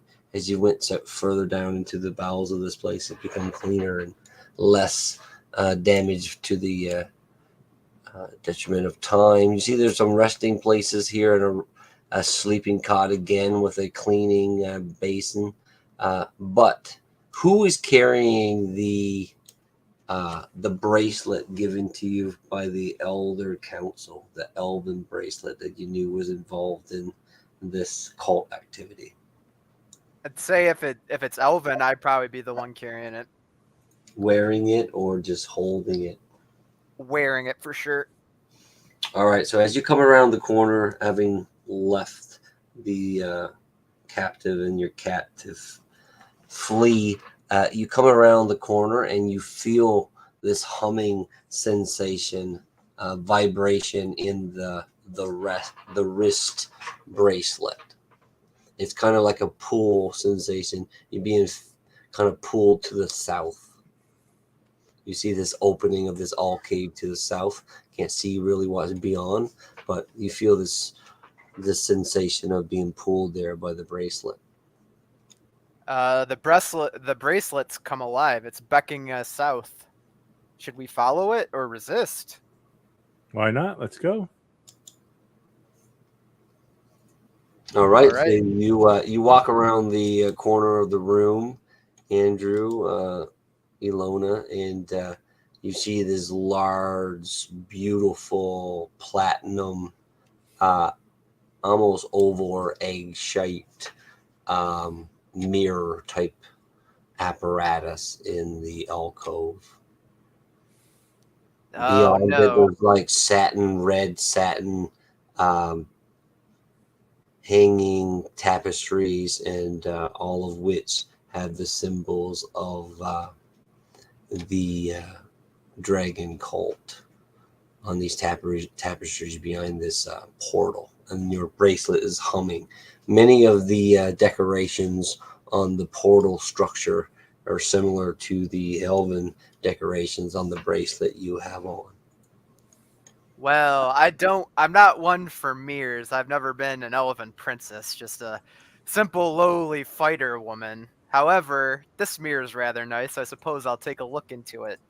Show me, mirror, how beautiful am I? As you approach, your beautiful face is reflected back at you, but as the bracelet hums as it gets closer, the reflection of yourself dissipates into a mercury type plasma as the portal initiates with the key of your bracelet. And we're going to stop there instead of going through the portal. Dun, dun, dun. So yeah, if there was anyone else there, they probably fled through the portal as well, because the rest of the room down here in the immediate opening is clear of activity.